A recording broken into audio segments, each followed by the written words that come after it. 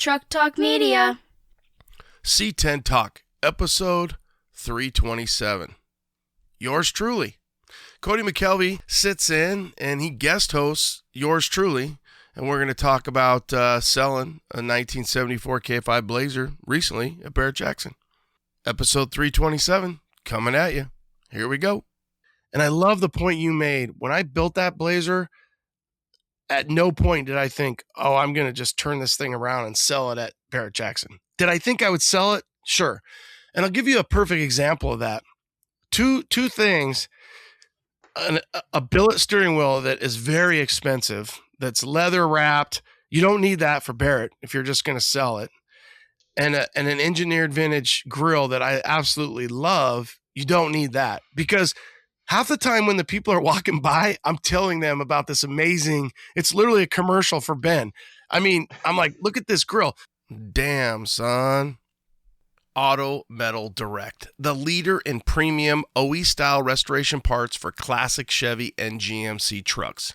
If you're building a C10, a K10, maybe a square body, AMD manufactures high-quality sheet metal, trim, glass, and restoration components designed for OE-style fit and factory-correct body lines. These aren't generic panels. AMD develops its own tooling using modern manufacturing processes to deliver consistent stampings and proper gauge steel, built for builders who care about doing it right. Damn, son. Whether you're restoring a 67 to 72, bringing a square body back from the brink, or finishing off a clean driver, AMD supports the trucks and the community we talk about here on the pod. Check them out at autometaldirect.com and follow them on social media to see product features, installs, and behind-the-scenes manufacturing content. Auto Metal Direct. Investing in the trucks and the people that make this community so damn awesome.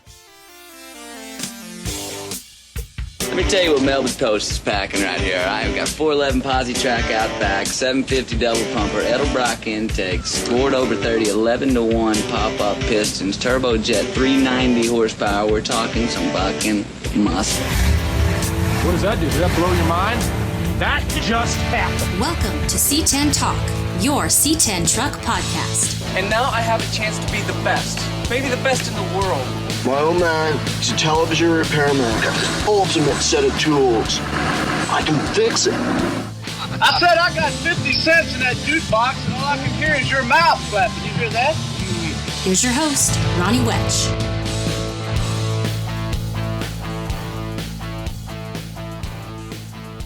Here we go. Episode 327, yours truly. It's a long one. I'm long-winded. Cody had some great questions. He had reached out and said, hey, what about the auction? You never did a pod on that. And I said, you know what? I didn't. So rather me interview myself, I said, why don't you come on board and you throw it together and let me know. And I'll just answer questions. So he had actually sent me some questions. I didn't look at them. I told him, hey, man, I'd prefer not to know. I'd rather have the spontaneity of it. And he's like, I get it. So threw some questions together, scheduled it up, and you've got a 2-hour pod coming your way about the BigSky Bonanza, my experience, the build, decisions that we made during the build, decisions that we made once we decided to sell it, and even decisions right up till the end, really. So it's I think it's a good pod, and I'm glad we were able to capture it. It's mostly me talking, big surprise.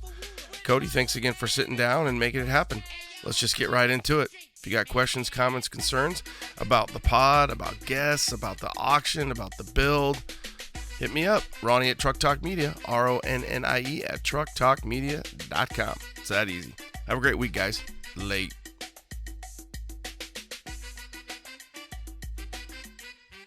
All right. What up, C10 Nation? How about a little switcheroo today? So Cody reached out and he's like, hey, man, did you drop a post Barrett Jackson auction pod? And I had mentioned that I would, and I really wanted to. And then I just kind of got a little bit of a groove with just scheduling other pods, and it was definitely on my radar. And he kind of started firing off a few little tidbits, and I said, hey, dude, what do you think about this?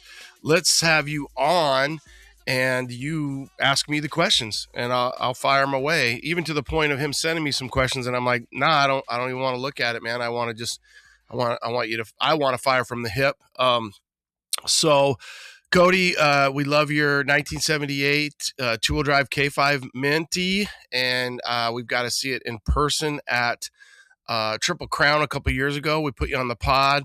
One of the things that always stands out to me about your Blazer, really, Jimmy, I should say, is your badging, your color, your balance, and then ultimately your interior. I love that Copenhagen tobacco baseball glove color, and we can talk about it, but I think at one point you were getting ready to sell it, and then you decided not to sell it, sell the chassis, and if I think I'm thinking right, you're going to go up with it and make it a four-wheel drive. That's right. Okay. Things have been changing. And the Hills, Jason and the crew over there, Colby and the Hills boys are they built that for you. Are they involved with this second phase of a Minty 2.0? And what's the shakedown on that? Yeah, of course. Yeah, those are good friends, and they've been a part of this. I mean, you have to go way back. I mean, when I was 16 years old, first getting a driver's license in Lubbock, Texas, I was just looking up to Jason and all the things they were doing. Like, one day, I'm going to do something over there. Oh, totally. So they're the crew, and going down this road just for years and years, I was looking at, if you remember Nickel from back in the day, I was obsessed with that Blazer. And just, they're my guys. So I've become really more like family friends than anything else for this journey. But yeah, so the truck is right now on blocks in the air, getting some things tweaked and ready for Roadster Shop Legends chassis, which is super exciting. Mm-hmm. Found a guy that Hills is building the build for that got my chassis that liked how Minty was set up. So it's a great deal for him in terms of like getting a swap over from what I had onto a bag truck. So really excited for that one to come out this year too. I think it's going to be, well, I don't know if it's my place to say what color it's going to be, but it's going to be cool. You'll see it when it drops, and has the same gray forge lines. And I think I saw a rendering Colby shared recently. It looks really cool. So no, it's good. Should be an exciting year. I'm like, fingers crossed. You know how these things go. You don't ever know, because we don't actually have the Legends chassis yet. But it'd be really cool to have it at Dino's this year. That would be for sure. We'll see. And for the audience, we've interviewed the Roadster Shop guys from the perspective of their Legend chassis, just to get you up to speed. Sometimes you listen, sometimes you don't, sometimes you get caught up. But a Legend chassis is probably the premier modern style 2018 Silverado with your LT-based power plant, the coilover, shift on the fly, four-wheel drive. I think you could probably run about a 33. I don't think you're running like a 35 if I remember right. It's a pretty nice size tire. I think you're going to have really the best of the best with this thing. Is there any other big changes that you are going to once you start putting that body over and moving all that and the carpet and the interior? Are there some other things that, even though Minty's not that old, I would say it's a 4 to 5 year old completion. Time flies, if that, maybe 4. But what other upgrades are you looking at, or do you want to upgrade, and or you just have to because you're like, well, we're already here, we might as well do this, and this? Oh man, wouldn't you like to do everything you want to do? But the truth is that truck I was happy with it 100%. The interior was lights out for me. It was perfect. I did a road tour to the Triple Crown, and I live in Dallas, so then a road tour out to Dino's and back in it. And there's nothing about the interior really I would change. I do want to talk, because this is really about you and your truck, but the things that you did with the screen, just driving it so much as I do, I didn't really want to do a big screen in the thing. I wanted to be more original from the jump, but now I'm seeing guys do some really interesting stuff with putting screens in the dash, and I love my CarPlay. So maybe something there from an interior perspective, we'll see. But this is a huge investment for me, and I'm not like the wealthiest guy in town. Dave Ramsey would probably be disgusted with me, but listen, maybe my girls have to take out some school loans. We'll see. I'm in sales, so maybe I'll just sell some more deals. But this is having a truck at the level that I had Minty and enjoying it for a few years, two-wheel drive. I've just kind of my first K5 when I was 16 was four-wheel drive with 38s, 6-inch lift and 3-inch body lift. And I'm not going that big, obviously, but man, just living in Dallas roads and ripping around as much as I do, I I just want to be able to hit it, not worry about potholes, and just enjoy the 4-wheel drive life. So that's what I'm most excited about, is just getting that chassis under it. Just looking forward to driving it. Well, and I don't live in Dallas, but I've been to Dallas a few times, and every time I have, I'm blown away at how bad their roads really are, and just a lot of potholes. And we're really spoiled out here in Phoenix, so a lot of potholes, man, just a shit ton of potholes. So makes sense, Yeah, man. Well, part of what I loved about your truck and what I want to get into with your questions is fire away. This is you've got the mic, and I'm gonna sit back and do my best to be the guest, and you be the host. We're gonna switch hats. So you go. I love it. Yeah, man. Well, thanks for joining me. Yeah, it really means. Yeah, you got it. There we go. Well, so take me back. So I didn't have time to go back to Instagram stories and see if I could find. You don't need to, man. Just fire away. You posted some body work on a K5, a full top. That is the Blazer. It is the same one. Okay. Yeah. So I bought that. I bought that Blazer. Sam and I. So the story on this Blazer is pretty cool. There's a guy local here in Phoenix, Jeff McDonald, and he posted that Blazer sitting on the side of a house, and he passed it all the time. So one time, Sam and I are up. We're actually coming back from Delmo's. We had picked up a chassis. I don't remember if we were stopping for lunch or what, but we were on the other side of Phoenix for us, which is about an hour. So Prescott is up north, and we were on the north side of Phoenix. And I said, man, I think we're in that area where Jeff had posted that Grecian bronze full top 73, 74 Blazer. So I text Jeff and I go, hey, where's that Blazer at? And he goes, oh, it's right here off of, I don't even remember, Glendale and Northern and 35th or something. And so I'm like, man, Sam, we're close. I'm going to drive by there. So we drive by, and there's the Blazer sitting there. So what happens is, it's on a main drive, but it's set back, and you'd have to come off the main drive to get into the neighborhood. And it's like a cul-de-sac that has a little bit of an area that separates it. You can't just turn right in. And so the gal, it turns out, was the mom, and she was, at the time, not much older than me, really. And she's got this Blazer sitting there, and there's an AC truck out front. The garage door is open. There's obviously some work happening. So I walk right in the garage, knock on the door. Blazer's sitting there kind of on the side yard a little bit. And I'm like, hey, what's the story? And she's like, well, this is my daughter's, who's a young female, a young adult, that I believe it was the daughter's house. And she's like, I said, would you sell it? I'm small talking. Would you sell it? And, just get to the point. But she goes, I think we would. She goes, I've turned down over 100 notes on that thing, but you can see we're getting a new AC unit. And the daughter was, I think she was newly married, and her wife, you can put together the daughter and her wife. She had a wife, and she was pregnant. And so there's a lot going on. And so she said, I think so. So her name is Sophia, and I've kept her in touch on this whole situation. And I said, hey, would you sell it? And she initially said no. And I said, okay. And I made her an offer, and I don't really mind saying exactly what it was, $5,500. And that was, I think I looked at the date. It was either 17 or 18 when this happened. So I thought the 5 or the 5,500 was a good price. It was a driver. It was, it had a little bit of areas where it was, just a little bit rusty here and there, just some small little spots. So I get it back, driving it around, loving this thing. And I think, okay, I'm going to build this Blazer and probably keep this Blazer forever, because I love Grecian bronze. We had a 74 when I was a kid. I love the colors. Perfect. So and I named it Bonanza right away. I was like, this is the Bonanza Blazer. So then I had picked up another Blazer, a 74, that was a black Blazer. I had picked it up out of California, and it was black with almost that same Copenhagen color interior that you have on Minty. So a factory saddle type color, also a 74.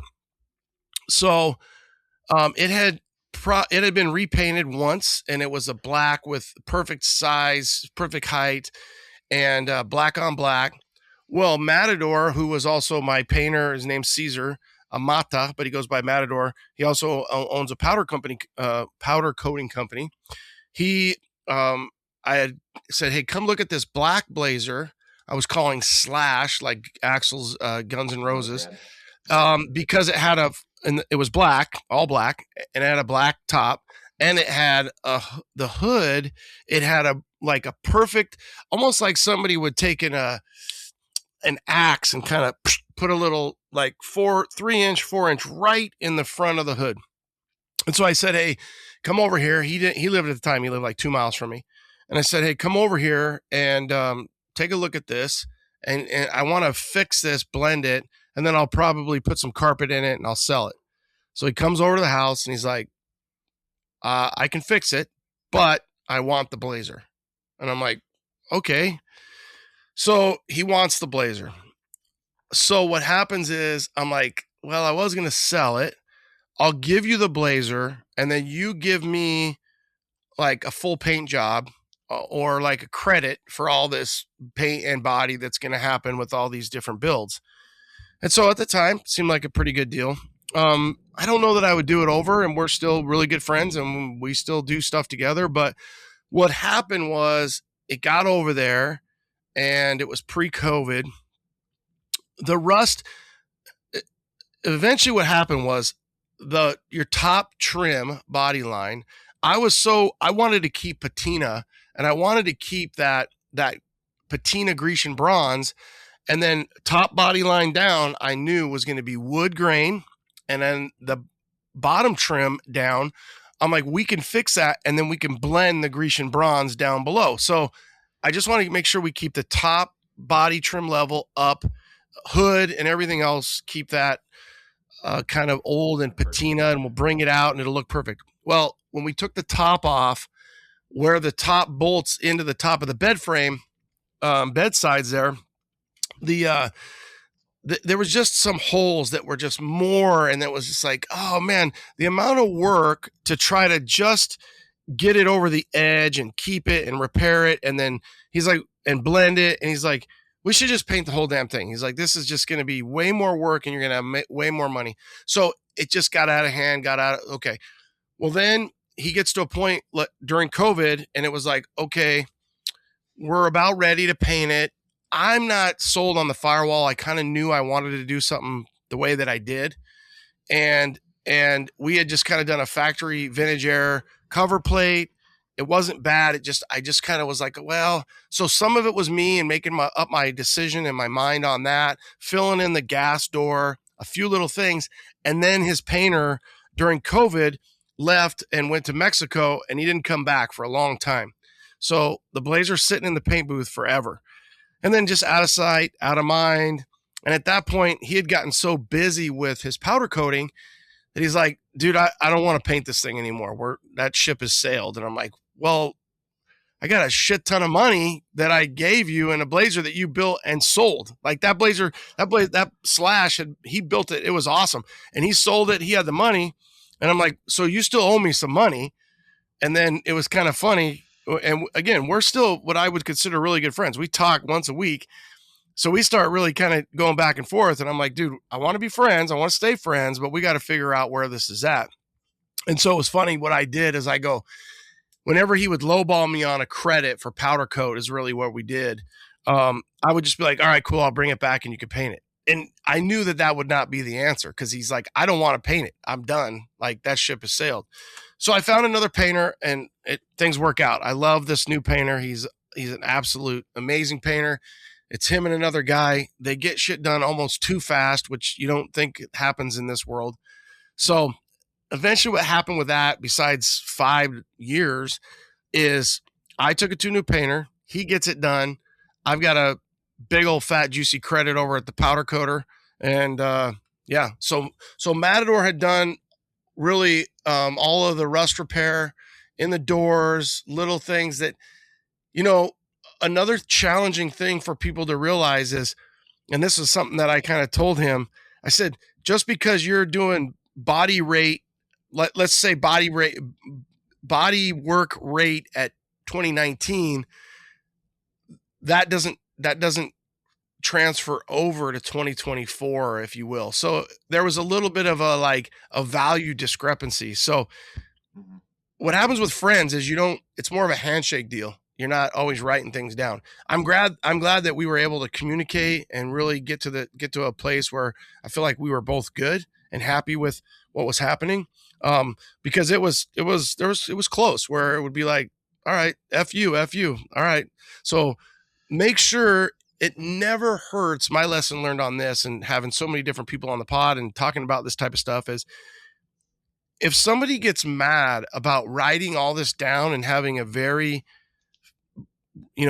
a rigid plan with a little bit of change in there, we call that, and when you build a home, they call it a change order. So it's like, well, you have a change order. It's going to cost you more money or whatever.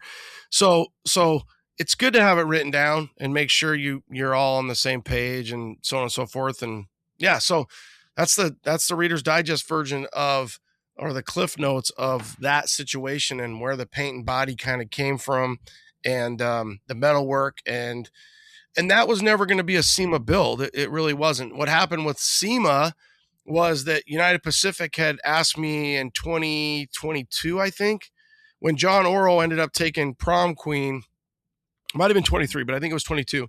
They're like, hey, we want you to do a SEMA build. And so we, me, Johnny G, Kyle, and we're like, okay, well, probably for about not quite 2 weeks, but I said yes. And then I said, hey, I called him. I go, no, I cannot do this. Like my girls are at home. My kids are all home. There's too much going on with kids events and life and kids and it's just a lot. And so I said, I can't do it. And so they were like, cool. And then they kept hounding me. They're like, dude, come on, let's build a SEMA vehicle, put a SEMA, we got you. And I'm like, okay. So yeah, that's where so I never really wanted to be a SEMA builder or take a truck to SEMA. I will tell the audience, it is exactly like you think it's going to be. It's when you build anything, whether it's a house, whether it's a skateboard, whether it's a BMX bike, whether it's the Lego set, it's like, well, I'm already here. How do I not do the rightest, bestest thing when I'm already here? Like I have to put the best toilet in that I can because I don't want to take this old toilet that I took out and this is a 74 toilet. And I know that I have a 2025 flushes better, better toilet. So it just gets away from you. And that's exactly what happened on Bonanza.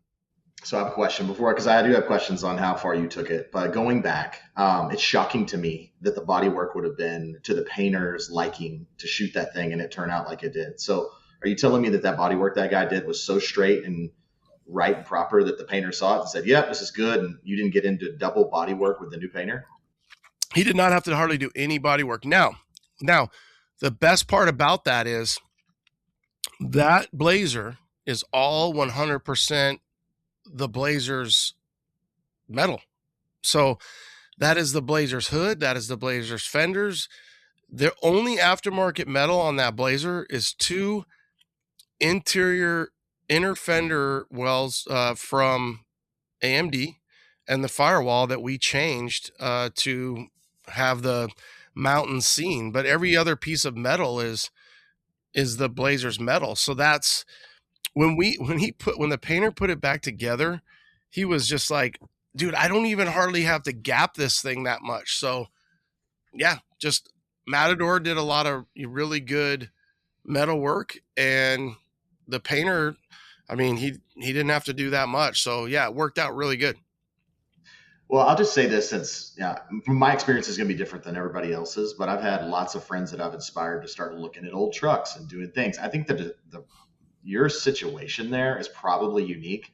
If I were talking to my best buddy that's looking into getting an old truck, I would not say, hey, go do your body work over here, go find your painter over there. That would be a tough situation. I think you could spiral out of control really fast.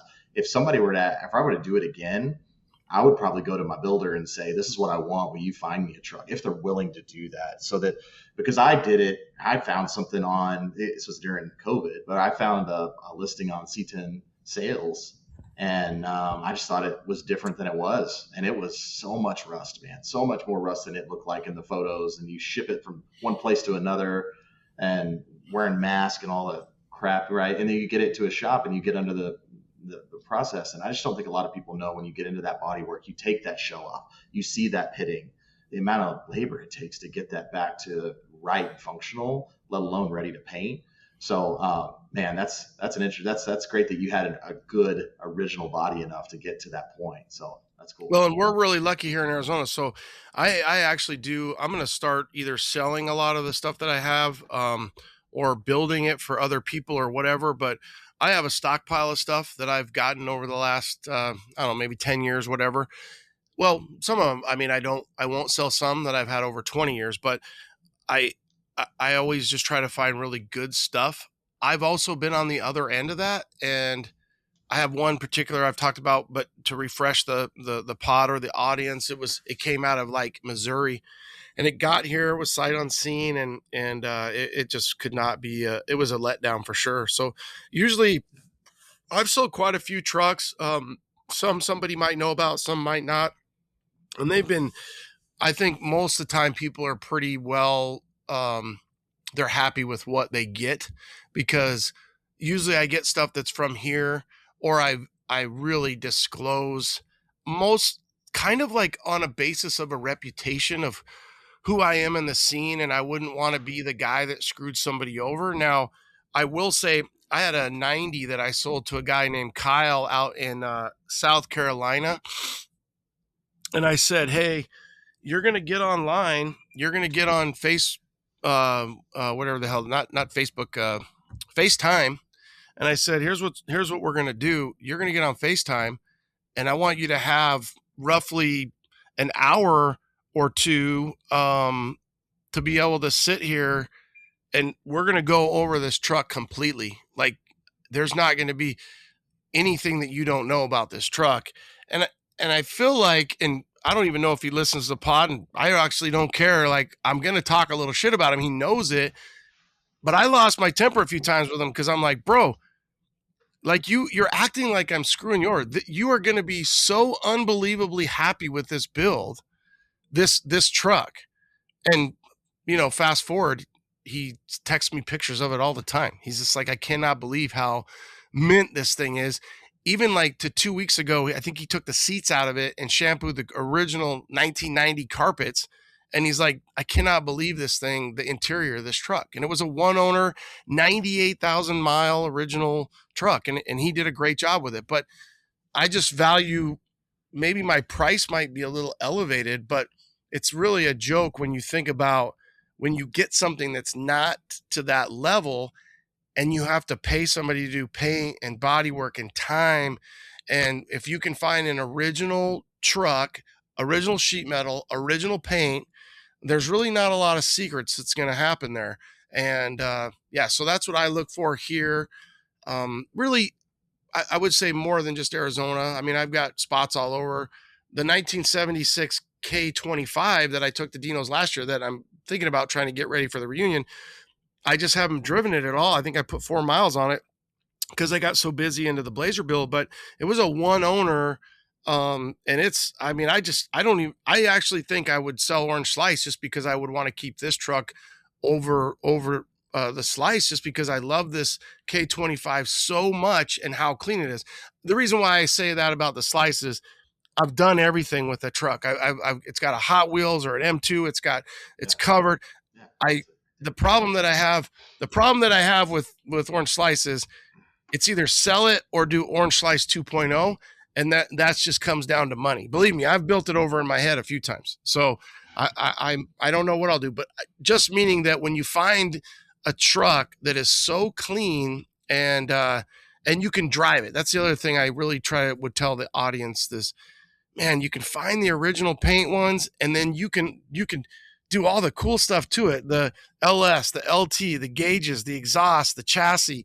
And then if you can leave your original paint and body, it's not going to be a paint prison, and you're not going to be scared to drive it. And you can even upgrade the interior to be just absolutely stunning and drive the crap out of it.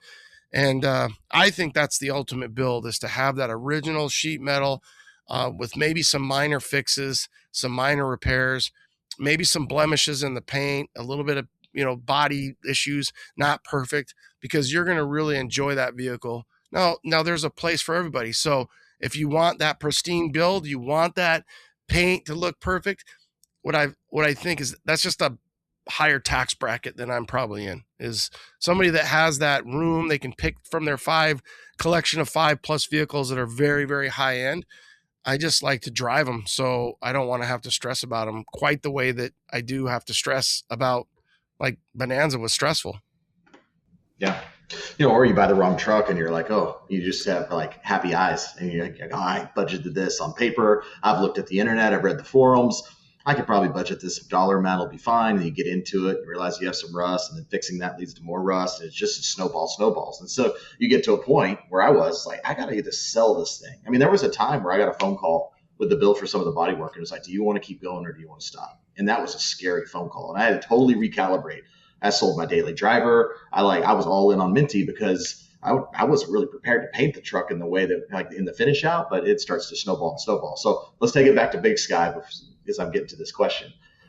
Ronnie, the stuff you did to this truck, I mean, like at the bolts, the cleaning the original bolts, the way that chassis looked was cleaner than any of the new chassis that I've ever seen before. It was unbelievable how much detail it felt like as the audience putting into that. So going into this, wide open question for you to answer however you choose is I got to assume with all the people you've interviewed, your resources and connections, and just you thinking about this as much as you do, is you go into this project with everything picked out and like an architectural plan for this thing from like years back, and you were just saying, okay, we're going to execute this? Or was it a little bit like my experience where you started here and you're like, I guess we'll do this and we'll do that, and you just started snowballing and then picking along the way as you went? Or did you start with this, when you knew it was go time, you were going to do everything that you did down to billet badges, the motor, interior, like the screen, like all the stuff the way you did it? I'm just so curious of the starting where it started to where it ended, how much of that was planned on the onset. Vintage Air, 50 years, 1976 to 2026, San Antonio, Texas. Whether your truck had AC or not, Vintage Air has a solution for you and your project. Their Gen 5 SureFit kits feature new, larger blowers, OEM-style injected molded cases, full electronic slide controls, replacing older cables, allowing for smooth slide functions when changing flow and temp. And that, my friends, is why Vintage Air has been in business for 50 years. VintageAir.com. You know those classic floor mats we all grew up with? Well, Doja Mat has created that same classic style with all of your favorite slogans. Dent side, bowl nose, 4x4, high boy, bump side, truckin', with the horns, of course, and so much more. Check them out at dojamat.com. That's DOJAMAT.com. Dojamat.com. Retro mats done right. You've heard me talk about my gauges. Dakota Digital. I love them. Dakota Digital has the best gauges for our trucks. These kits are complete with sensors for any engine. They look just like the stock clusters, but have all the technology you'd expect from Dakota Digital. It's like a modern truck, but even better in a classic. Dakota Digital is absolutely the best in aftermarket gauges, so check them out at dakotadigital.com. dakotadigital.com. Or was it a little bit like my experience where you started here and you're like, I guess we'll do this and we'll do that, and you just started snowballing and then picking along the way as you went? Or did you start with this, when you knew it was go time, you were going to do everything that you did down to billet badges, the motor, interior, like the screen, like all the stuff the way you did it? I'm just so curious of the starting where it started to where it ended, how much of that was planned on the onset. Wow, great. I love the question, and I think it's awesome. I would say it's 80 to 85, 20 to 15. So I know we all know those builders that we really look to, and you kind of stop you in your style. And we go to the shows and you really like those just crisp builds. I think I have to take the builds that I really like, that I'm inspired by, and then you take your own personal formula. And for me, I like the purest part of what the vehicle gives us. So when you look at the Bonanza Blazer, there's not that much that I try to keep the door panels. I try to keep the seats. I try to keep a lot of that originality that is that throwback 74 style, but make it better without completely going crazy. And like, I'll give you a perfect example. It's like Twisted. I love how Terry builds his style.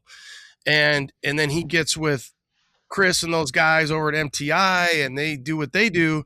But that's just crazy on the interior part, right? For me, that's so elevated, and I like the purest part of it. And the TV or the Apple CarPlay Pioneer 9-inch, that was something where I had always kind of thought, man, you get in the newer cars and it has that backup camera and it has all these little things.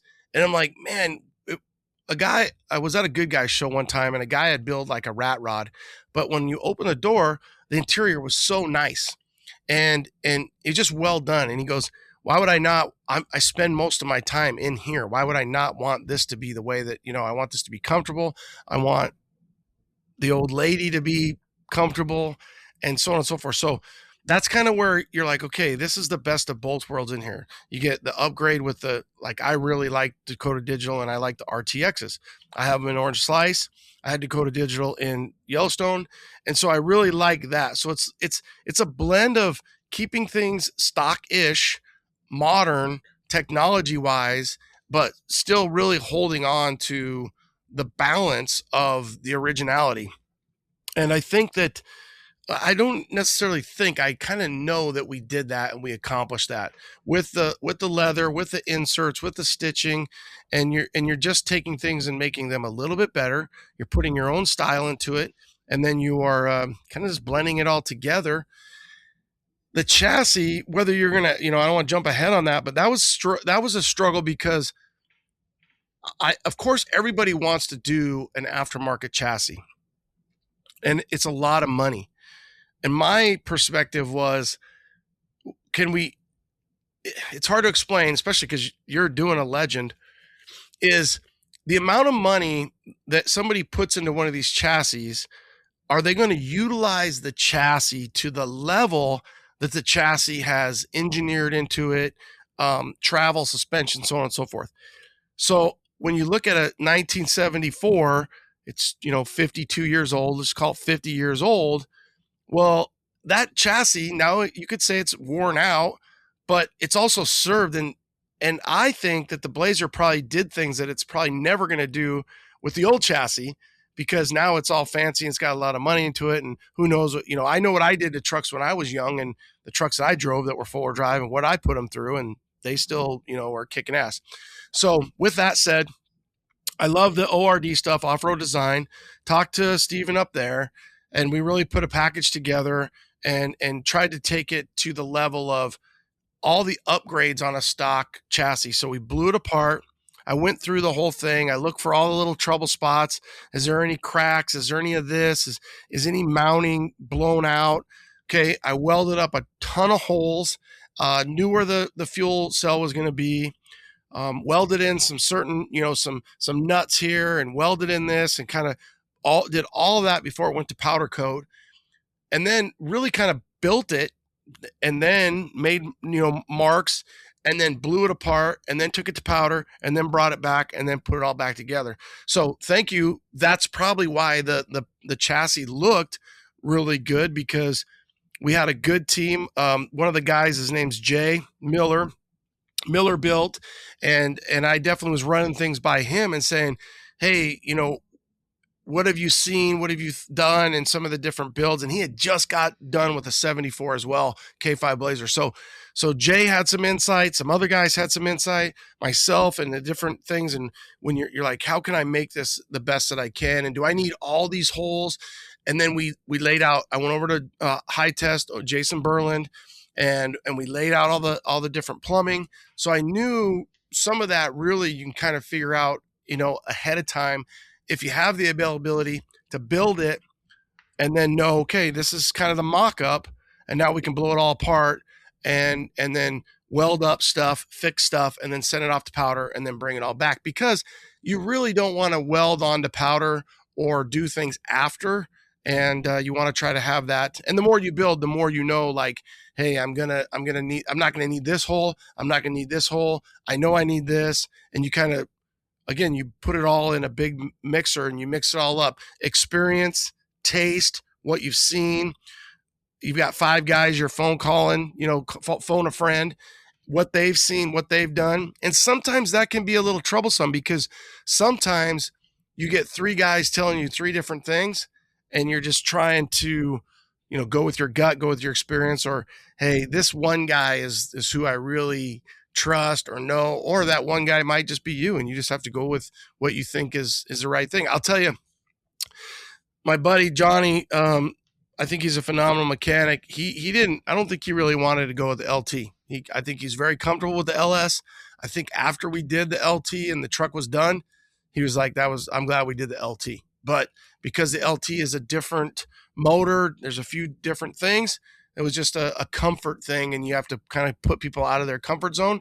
And when you do that, you grow. And that was something that happened with that situation. Same thing with Spear Tech. So I had Spear Tech, and Spear Tech is why I went with them over PSI. And I just had the PSI guys on, and they didn't have the pulse width management. So for the audience, PWM is when you have a brand new Camaro motor and a brand new Camaro transmission, the 10-speed, and you want the Camaro fuel pump and the Camaro fan and the Camaro radiator. All those things run off that PWM, and that was the limitation for PSI. They just didn't at that point. Literally, now they do. So 6 months later, they offer PWM. So sorry to jump ahead on that. No, that's good. That's good. Well, it kind of led me to, I'm going to hold that question until we get to kind of the retro of the Barrett Jackson experience, which I'm excited to ask you some questions on that, but still in the phase of where you built the truck. So get it to SEMA. And I'm sure if I'm you, just driving it in, I'm nervous as hell. You're driving it for some of the early first days, and then you get the chance to take it to Dino's, and then you got it for a little time going over back to Barrett Jackson, right? So that time period, how much did you get to drive the truck and enjoy it with your family? I actually don't think you got enough credit for shakedown. These guys roll these trucks around. Now, if I were buying it from a reputable builder that are building trucks, rolling them across Barrett Jackson, I buy that truck if I could afford it, right? With no worries. But you're buying some of these trucks that without like 2 miles, that's cool. That's not cool. You wanted to have some shakedown miles. I had lots of shakedown stuff, and I bought mine in a very reputable shop that's built 1,500 of these things, right? Stuff happens. But loaded question for you is just like take us through, how much did you actually get to fill out? Did you like that LT1? Like, how did it feel? Did you get to rip on it a little bit? Did you get to drive it? Or were you just nervous as hell because you had this beautiful paint job? You knew where it was going to go across the block. You were worried about getting scratches, and you were just anxious the whole time, but you did a little shakedown. Like, how much did you get to use the thing? Almost exact, little of both. Like, so 100% gets into SEMA. It had 2 miles, and I was so stoked to be able to drive. That was our goal. Our goal was drive it into SEMA. Like, I know it sounds just cliche, but driving it in and not pushing it in. And our delivery day, a lot of guys' delivery was on Saturday. Our delivery day was Monday. So I was stoked about that because that gave us 2 more days that we needed. But when I drove into SEMA, it was packed.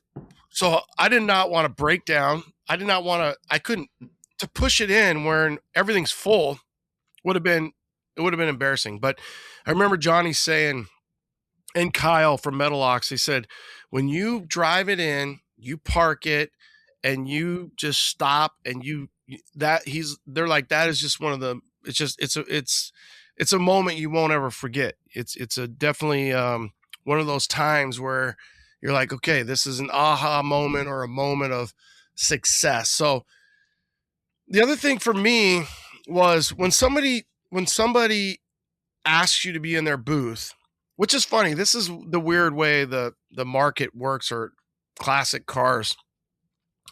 Instead of them, and UP always takes really good care of not only myself, but the crew that we've got, that we've done a lot of builds for them, Metalox, Johnny G, Oro, and there's a few other guys, and they've always really taken great care of us, really, just really good care. So I wanted to make sure that the build was to the level that they wanted and are expected for their booth. So you have another pressure that is on you to succeed, not just succeed for social media, for people, for yourself.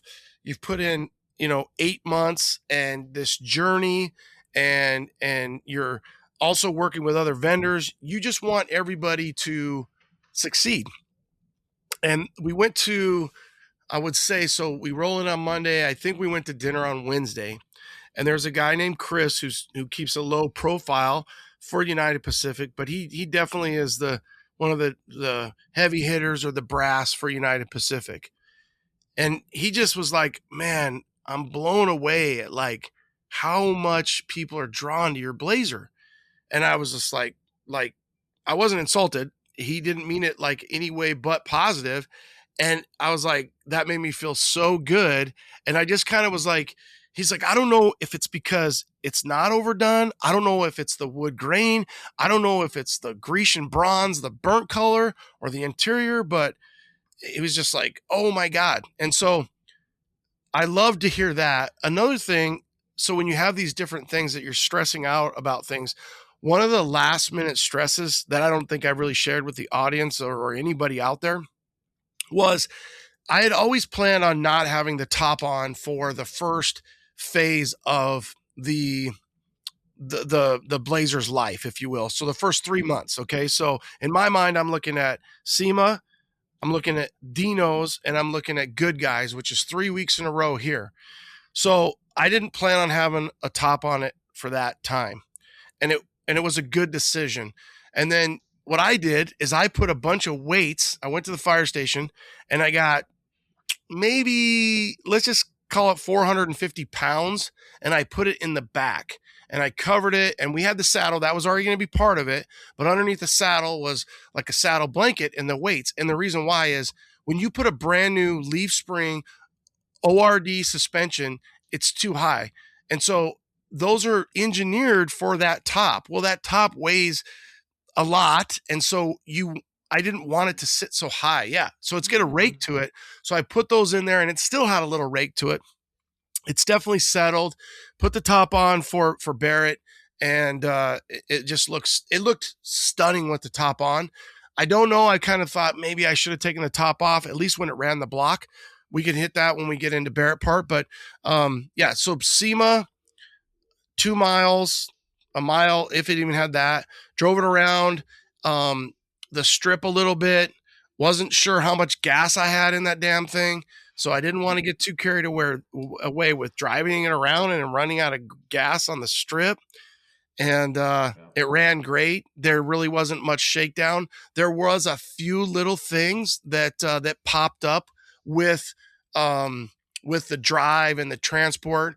Get it home to Phoenix, put it in the garage, let it sit, see if there's any drips, any leaks. And then, okay, now am I going to fix that? Honestly, there's not a lot of time because we go SEMA right to Dino's.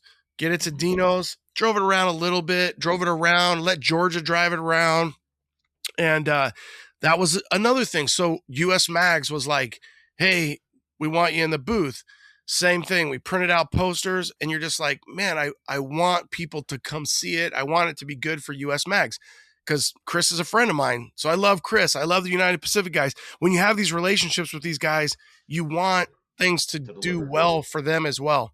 And at one point we had more people lined up for these posters than there were to hang out with Georgia, which if you guys know who Georgia is, she's cool, she's rad, and she's hot. So I gave him a hard time about that.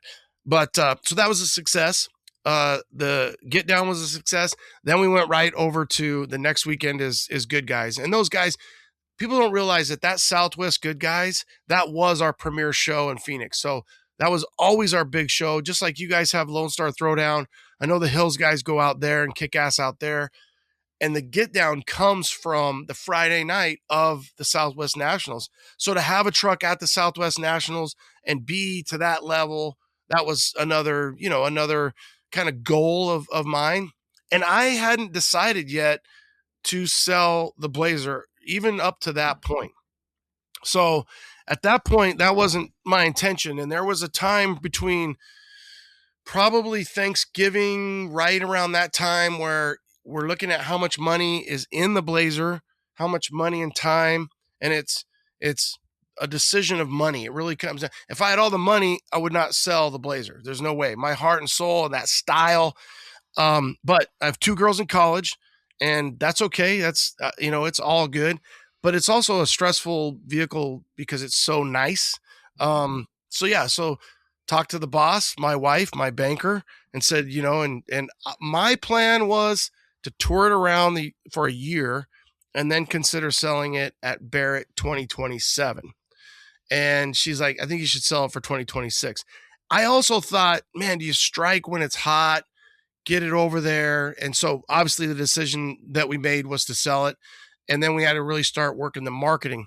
So that was it. So not a lot of time. It now has 250 some miles on it, and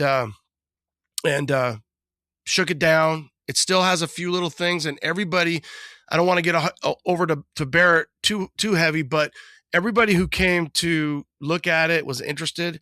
I told them, hey, there's still probably at least 10, maybe 20 hours of little things that I will do for free. It'd be a credit for hours, and I'll explain anything to everybody on what they're all small things. I know exactly what they are. And ironically, it's still in my control based upon, I know the guy that bought it. And I told him all these little things that I would take care of. So it's actually, it's a good story. So it didn't go away and it's not coming back. It's literally still being taken care of, and it will be at the reunion. Oh my gosh. Okay. Yeah. I had no idea where it landed. I guess that's where we can go there. So it's, we'll hit it. We'll talk about it. Yeah. So I've never been to Barrett Jackson. I've been watching it heavily since the Hills guys started building trucks and selling them there, because I was so damn curious about how that would go. It just feels like such a gamble, but there's been these big trucks, and you start, you think the first Blazer that made the big splash 400, from, was it Hogue's, this was years ago. But then I actually sold, people don't know this, but I sold that Blazer too, Dan. Oh, really? Yeah. You're part of this. Yeah. So it looks like, it looks like so much fun. And, but it also looks, from a seller's perspective, it looks a little bit like a lot of work. I think about you, were you there all week? Were you trying to sell the truck all week, trying to get people to really understand, like, hey, look under this thing, look at all these bolts, look at the nuances and the details. Because, it's really fascinating to me that you didn't know you were going to sell it when you were building it to that level. I think that even increases the value in my mind of this thing, because you're building it for yourself. You're building it how it should have been built. You're absolutely right. Right. Yeah. So maybe you could just walk us through, if we kind of get through, for a lot of the listeners, maybe you have been or haven't been, but through the eyes of Ronnie going into this event, and then knowing that you got to be there for a week, and you don't really want to leave the truck alone. Probably you want to be there to explain it to people, so that when they're having their good drink and they can raise their card and they can spend whatever, right? You want to make sure you're driving up that price and getting as much money for it as you can, right? So maybe you could just walk us through what you remember about the start of that week running through it. Well, I remember a lot, and this is fun. I like chatting about this. So I took my daughter hiking the day after Christmas, and I literally, we go on this pretty gnarly hike, and I literally look back at her. And for the audience, hiking poles are great for old people when you're going up. When you're coming down, not so much. So I literally turned back to my daughter. I've got my lab with me. My daughter, she's home for college, and she wants to hike every day. And I said, hey, this is kind of a rough little area right here. Be careful, babe. And I don't take 5 steps, and 10 seconds later, and I fall, and I break my ring finger. So left hand ring finger. So I jam the ring finger. It's supposed to be at high noon. It's over here at 9 o'clock. And I end up just fracturing pretty much this area of my hand. And I'm like, oh, maybe I just dislocated it. I pop it back. We go on the finish, kind of wrapping up, and I can feel it. So the point of that is I end up fracturing it. I'm off work now because I'm like, well, I just broke my hand. So I'm trying to get this Blazer ready with a broken hand and, one good hand. And so now I'm like, okay, is this a sign? Do I just pull this thing? And okay, a a little bit before that, I had reached out to Dave Hall from Restore Muscle Car because he sells a decent amount of vehicles at Barrett. I also know some other guys, and I just said, hey, Dave, let's consign this. So Dave has pull there. He's a VIP there. So we talk about it. We talk about value. We go with everything. So I'm the best way to explain it is you can work with guys that are experienced. And I did that with Dave, and Dave was great. And his team is great. They're going to market it. They've got what you could say is a VIP access to things at Barrett. So we make that decision and we're going forward. I talked to Dave on, maybe every 3 days, send me these pictures. We got to market this. We got to do this. So at that point, we're full steam ahead. Then I break my hand and I'm like, am I going to be able to get the things that I had talked about the little things I need to get done, including the top, putting the top on, having the glass in the top, just all these little things.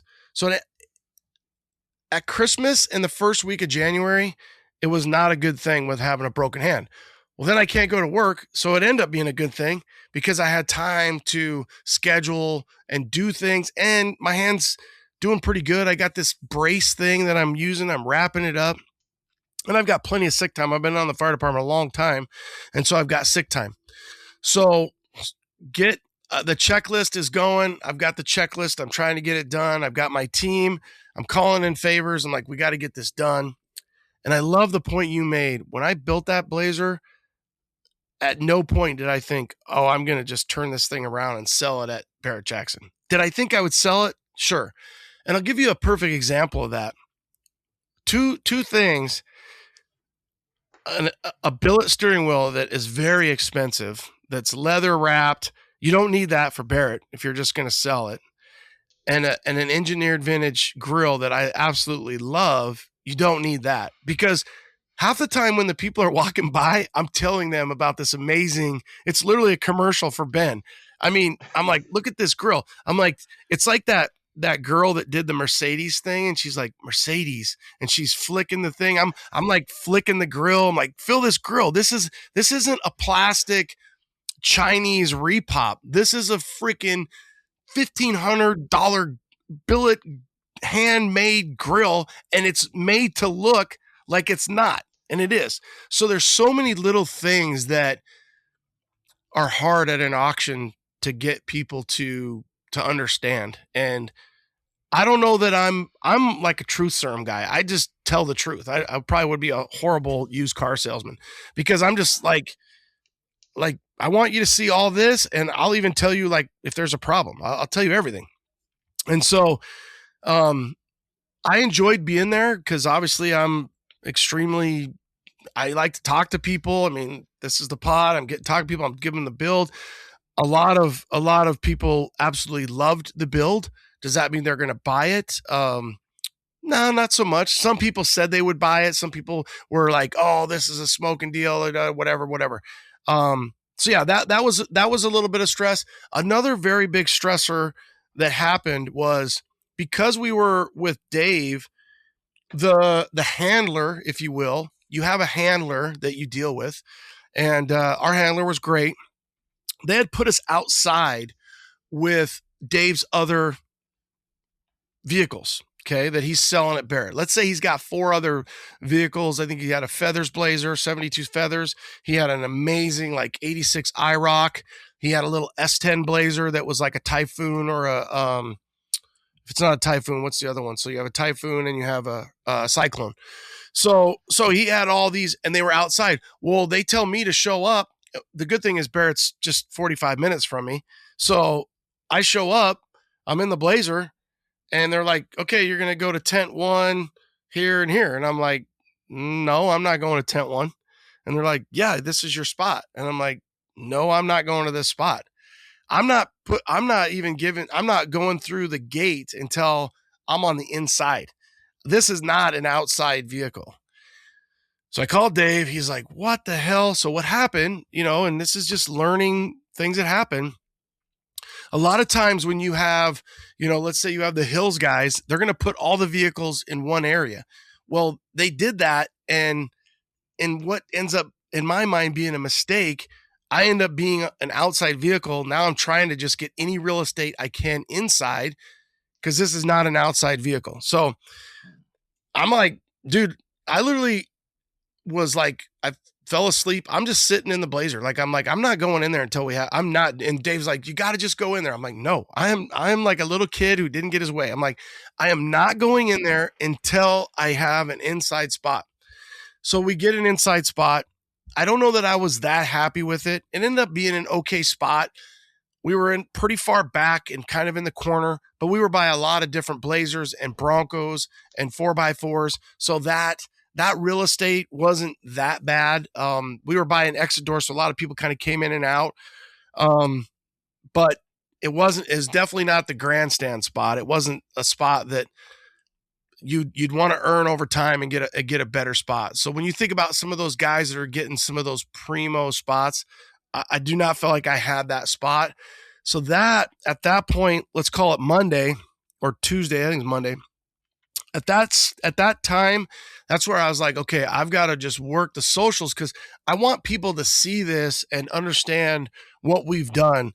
The hidden fuel door, the TV screen, the aux beam push button, the power windows, the I did it column, the steering wheel, the gate, everything that we did to this thing, I wanted people to see it. So at that point, very stressful. You're feeling the stress of this is a no reserve auction.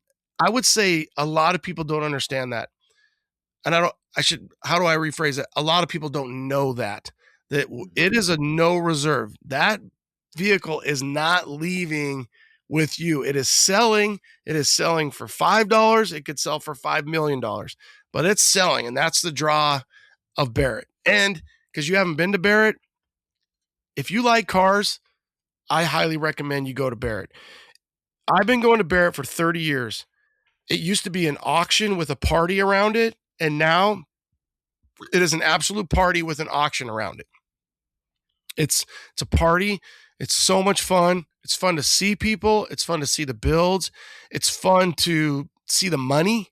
And really, if you're just into cars, just some of the amazing builds. So you get to see people, you get to see lifestyle.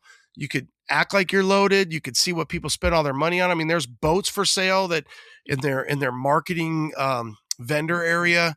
There's furniture. They have everything, and it's a very big, successful business. And it costs money. It costs money to sell. It costs money to buy. It costs money to bid. Everything costs. But it's awesome. I would go as far as say it's really awesome. Effing awesome.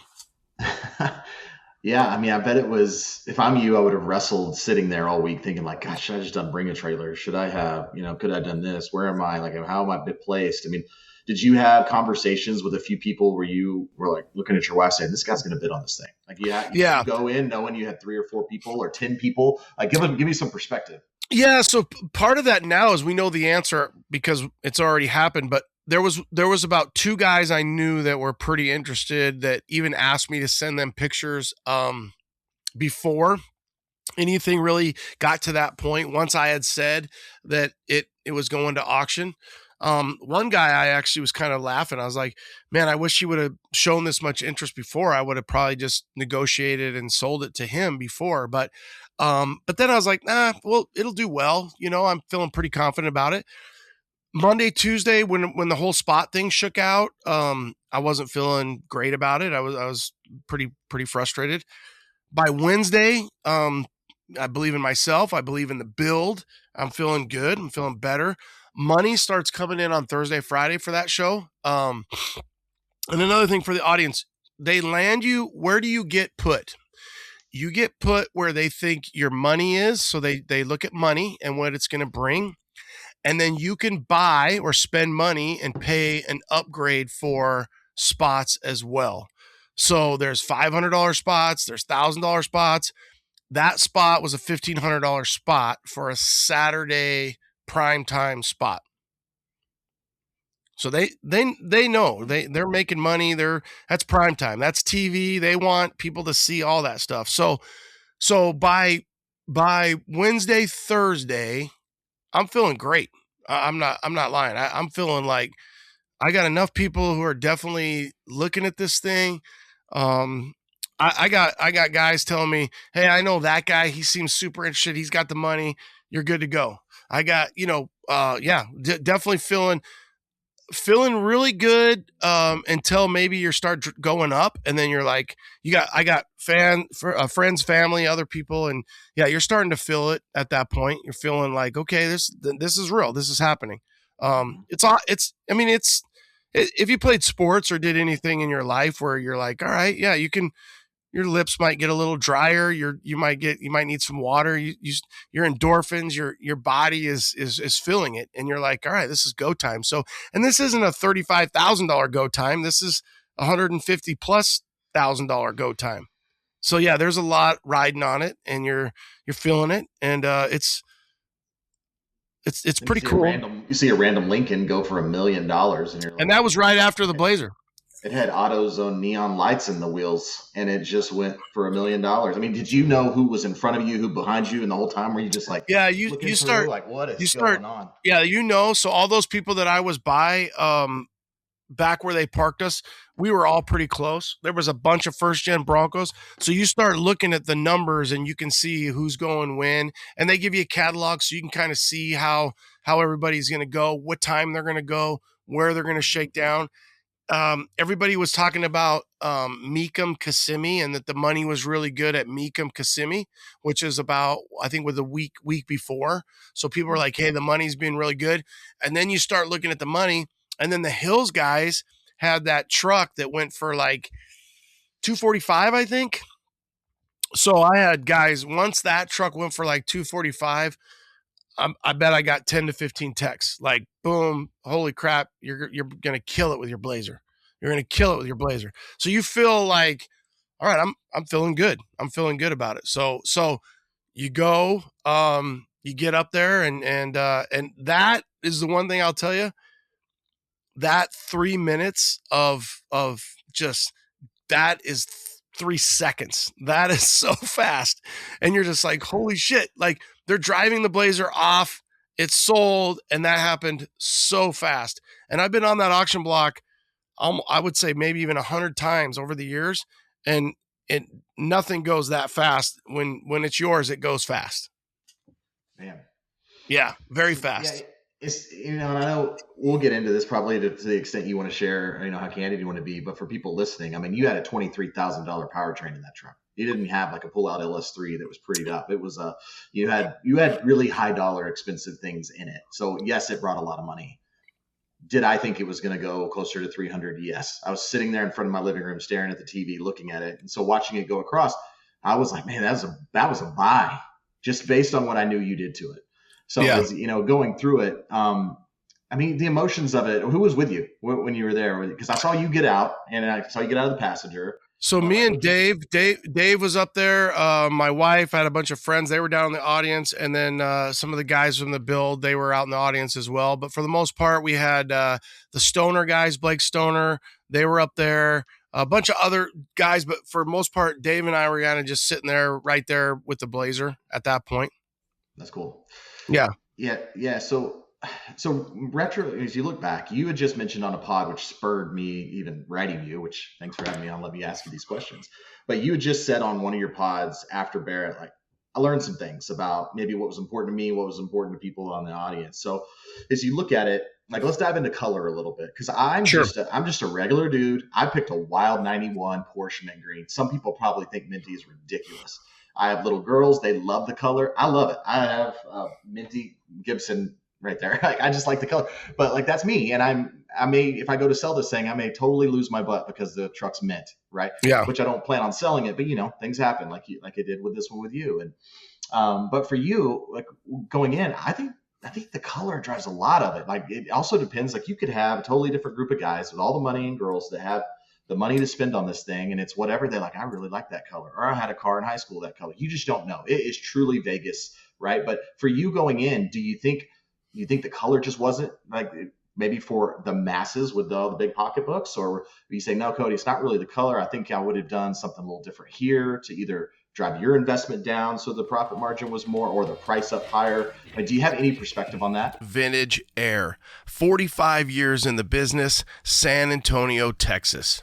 Whether your build had AC or not, Vintage Air has a new and improved Gen 5 system for you and your build, featuring OEM blend door actuators, a quiet, high-performance blower, OEM block-type expansion tank, and larger 2.5-inch airflow outlets.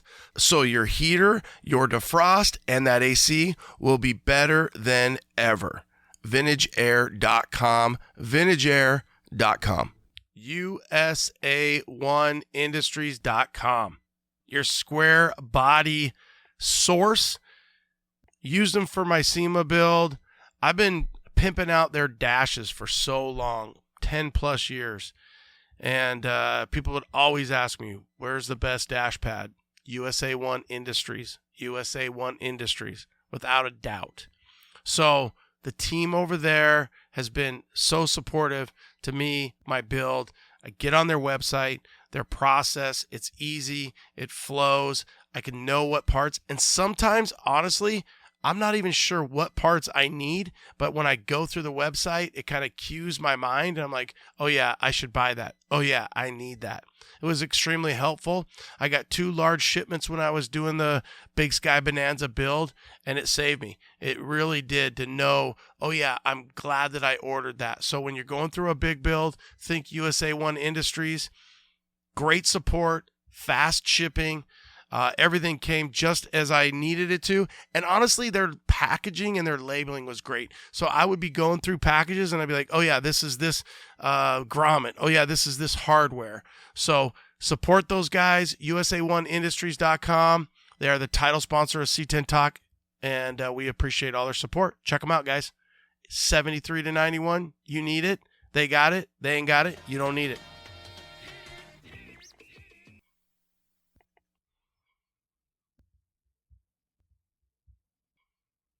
The money to spend on this thing, and it's whatever they're like, I really like that color, or I had a car in high school that color. You just don't know. It is truly Vegas, right? But for you going in, do you think the color just wasn't like, maybe for the masses with all the big pocketbooks, or you say, no, Cody, it's not really the color. I think I would have done something a little different here to either drive your investment down so the profit margin was more, or the price up higher. Do you have any perspective on that? Well, I would say the color seemed stunning to most. Most people were like, wow, I didn't know they made this color. I love this color. And what is this color? And was it this color? And I would say yes, yes, and yes. It's called Grecian bronze. It was a color that they had, offered in the mid 70s and late 70s. I would say it seemed like it might be a scotch more female like the color, but I don't remember very many guys saying that they didn't. I know a lot of people really love the wood grain. I wouldn't change. There would be hardly anything that I would change about any of that. The only thing would be to say I could lessen my investment more, like maybe we talked about with the LT and the 10 speed and some of those it was all of the top stuff. So 10 speed, Atlas, rebuilt front and rear axles, brand new drive lines. I wonder if, because the Lincoln did so well, I was telling some buddies, I was like, I should have had, I have some big old friends, right? I'm like the smallest guy of this friend group that I have. And I was like, I should have had you guys sitting there. We should have pulled the top off, drove out, because you get in line. And I should have had like 3, like my daughters or 3 college girls with hair flipping around and then drove up, literally, because that's what the Lincoln did. The guy did that. And I don't know if that would have changed anything, having it be topless as it goes. A friend of mine told me this 25 years ago when you go to Barrett Jackson. He said, top goes down, price goes up. And that's pretty much how, think Lincolns. And then I don't know too, I would say one of the biggest questions, and I would love to hear from anybody. If you don't know how to get a hold of me, Ronnie at Truck Talk Media. It's that easy, RONNIE at trucktalkmedia.com. Is the world ready for second gen Blazers? And that was the number one question that me and Dave, a few other guys had. Sam, for example, had. Is the world ready for your square body. Now realize they only made full convertibles for 3 years in square bodies. Some people don't realize that. 3, 4, and 5 are full top, and then 76 is half top. So you see so many first gens at auctions. You see so many 69 to 72s. That probably is one of the biggest things that I have some of them. I could have easily built one of them, and all of the money would be the exact same that I invested. The motor would be the same price. The paint would be the same price.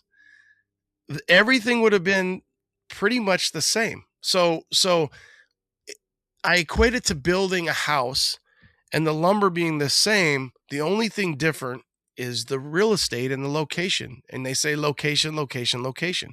So if I would have invested the same amount of money in a first gen, would that have brought more money? Nobody will ever know, because that's not what we did. And I love the Blazer that I built, and I love the Bonanza Blazer. There was probably over 20 first gen Blazers at Barrett. There was only 2 to 3, and I would say not one of them compared to Bonanza for the early squares. Whether or not the world's ready for that is the decision. I look at Camaros. You look at first gen Camaros versus second gen. The early second gens are just, I absolutely love split bumper Camaros.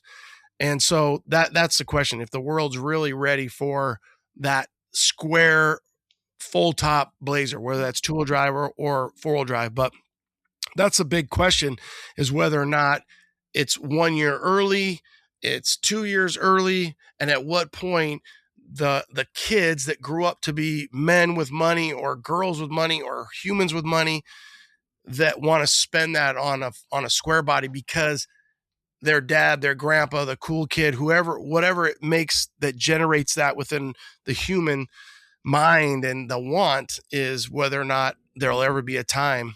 But what we did, I feel phenomenal about the build, my vision for this build, and what we created as a team and put out.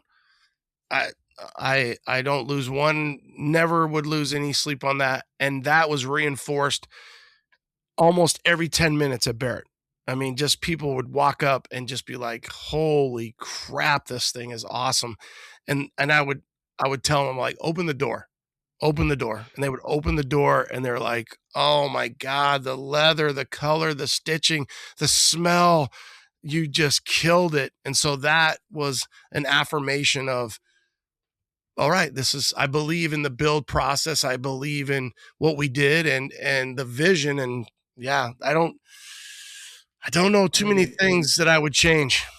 I'll give you, you didn't ask, but I'll give you Cody's hot take on your question. I hope people do respond about the gens and the money and whatnot. So I graduated from high school in 2001. The super rich kids in Lubbock, Texas had the OBS Blazers at the time. So like they had a 98 Z71 Blazer, and that was like untouchable. You were super wealthy. And so I had a K5 Blazer because, my dad could buy one. It was like $4,000, did a lot, right? And we fixed it up and painted it and together, and I had this thing and I loved it. So for me, my nostalgia for vehicles is this era. I love the round eye. Mine was a 90 K5 from high school, but I just think the round eyes personally look better. So for me, being 44 this year, I'm probably still, like I mentioned that Dave Ramsey comment earlier, I'm probably still a little bit young to be spending the money I've spent in Minty. Like, it's probably not as responsible as I should be doing with my money at this point in time. So to answer your question, I think we're probably 4, 5, 6 years away from the money flipping to this body style as it has with some of the earlier gens, just simply because you follow those years down the road. I think those guys are farther off because my girls are 11 and 13. Here in 5 years, I'm going to start to be pretty lonely, and I'm going to be really going to these car shows. I'm going to go on more road tours. I went on a road tour when Minty was done and looked around and didn't really relate to a lot of the people. Thank God Jason and his crew was there because we had a lot of fun. But I mean, there were some really older dudes just sitting there at the table at the stops and going to the Air Museum, and I loved it. But I probably won't do it again until I'm older. So I don't know if that's the answer or not to your question. It could be that in a few years, people are going to be at a stage of life where they have the money to put them in these trucks. But what do you think about that? Yeah, no, I think my takeaway from that is it's probably right based upon the proof of what it sold for. People think it's sold for.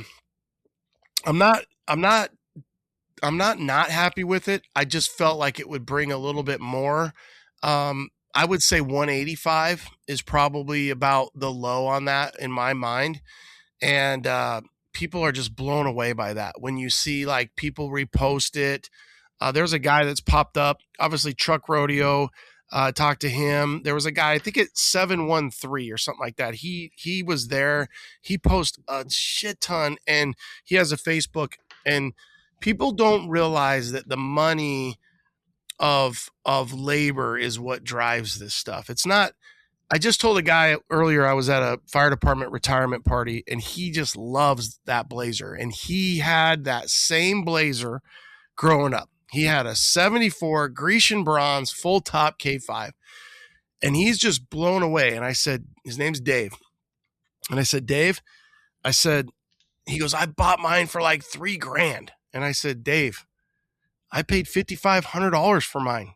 That Blazer was $5,500. And I could have driven that thing 350, leaky oil.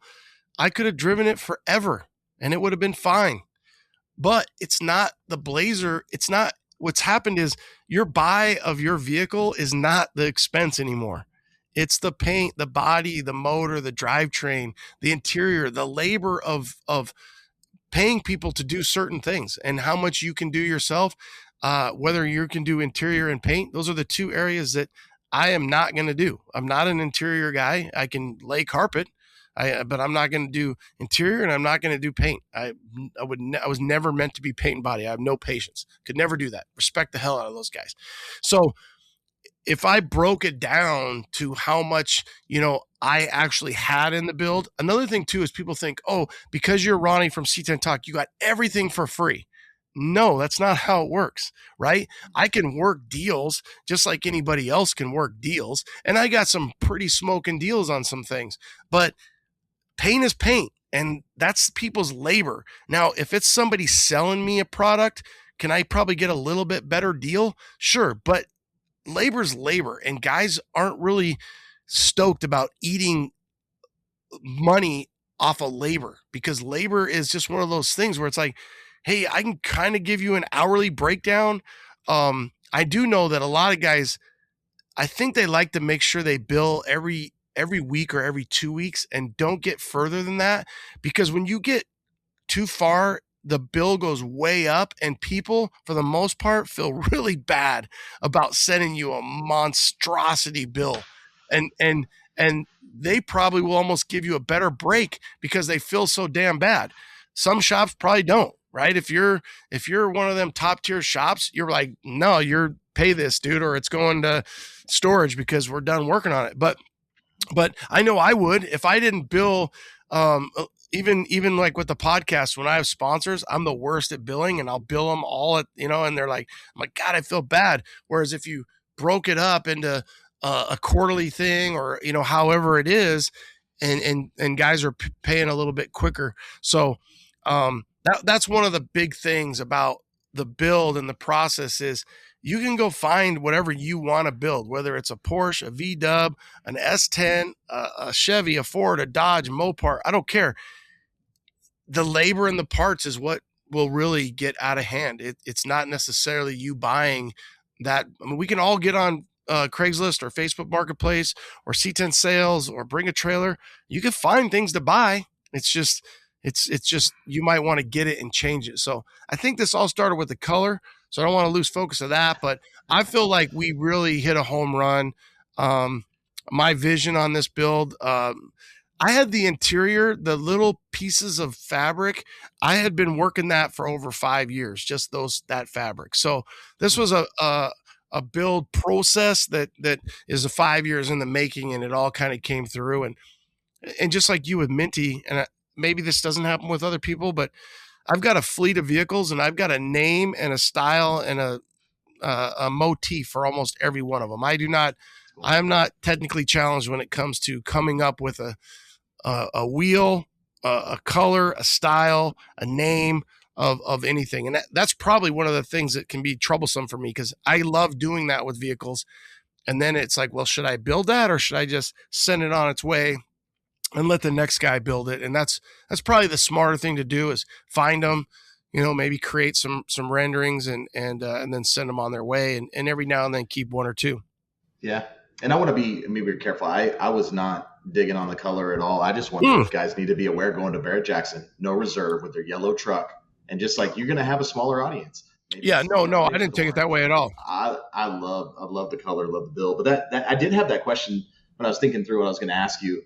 Have you ever thought of, I would love one day, it's going to be a long time till I could do any truck again, but like come to you and say, Ronnie, build me a truck, man. Like, you don't have to be the builder, but just be the GC of the thing. You know the best parts. Like, you are very creative. The badging on that thing was lights out, naming and where it's fit and where it's not too over the top. But could you see yourself in a, future life of either building trucks or being a consultant on trucks? Like, what are your thoughts there? Because I think you have something. Yeah, I mean, I appreciate that, and I mean, yeah, I do. I could see that. I actually, I've got like 3 years left in the fire department, and I'm kind of in this funk with that whole thing right now. It's like, I've got my girls in college, I've got the fire department. Those two things are going to kind of by design are going to come together and should finish around the same time, because I've got my, it's good to have a job, quote unquote job, career while your girls or you're paying for college. So that's kind of the way I planned it, is to get my youngest through college. And then that's about the time that I will retire from the fire department. And then what happens, I'm not sure, but I enjoy the pod, and I've been a GC for homes as well. We've done that. My wife and I built one from scratch, and we remodeled one that we're in right now completely. Building from scratch is easier, I'll tell you that. But yeah, I love that process. And the other thing too that's cool is it's fun working with a lot of the problems, and the word problem isn't the right way to say that. The issues that you run into, and you work together with the vendor, you work together with different people. I enjoy that part of it. So when you think about being like a general contractor or a project manager, I enjoy that part of it. I enjoy picking up the phone, coming up with a solution, talking to different people, and trying to figure those things out. And then another thing that I think is really unique is when people will say there's not a way to do something. I'm not the greatest when it comes to that, because I'm kind of like, no, we can do it. Like, no, we're going to do it, and we can do it. We just have to figure it out. And do we have the money and the time to do that? So there's always a solution. It's just whether or not we have the time and the money. But I'll be fair to say that the expectation that maybe I or we have, it might change, where you might think, oh, we're going to do this, this, and this. And it's better to have an example, but maybe the screen, the TV screen, if you will, the CarPlay in the dash, there was times where that was not going to happen. And it's like, no, we're going to do that. That's going to set this thing apart. People are going to lose their mind when they see it. And the purists, for sure, they like when I post that thing, people lose their mind, not in a good way. I actually laugh at that in the comments. Like, who puts one guy, I don't know why it bothered me or didn't bother me, but resonated with me, is who puts that screen right there? That's like, you can't see that. And I'm like, bro, have you not been in a vehicle in the last like 10 years? The screen's in the middle.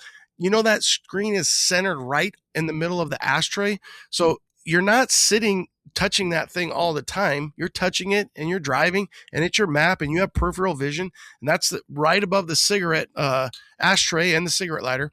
So it's funny to think, like, back in the old days, a guy would be like, literally my dad, he'd have a smoke in one hand, and they would be shifting with the cigarette in that same hand and then driving. So they've got their left hand on the wheel. They've got their hand with a cigarette in the index finger, shifting, clutching, driving, and doing all that. And somebody's acting like we can't have a screen centered, in the dash. So those type of things are pretty funny when you kind of look at all that and what goes on.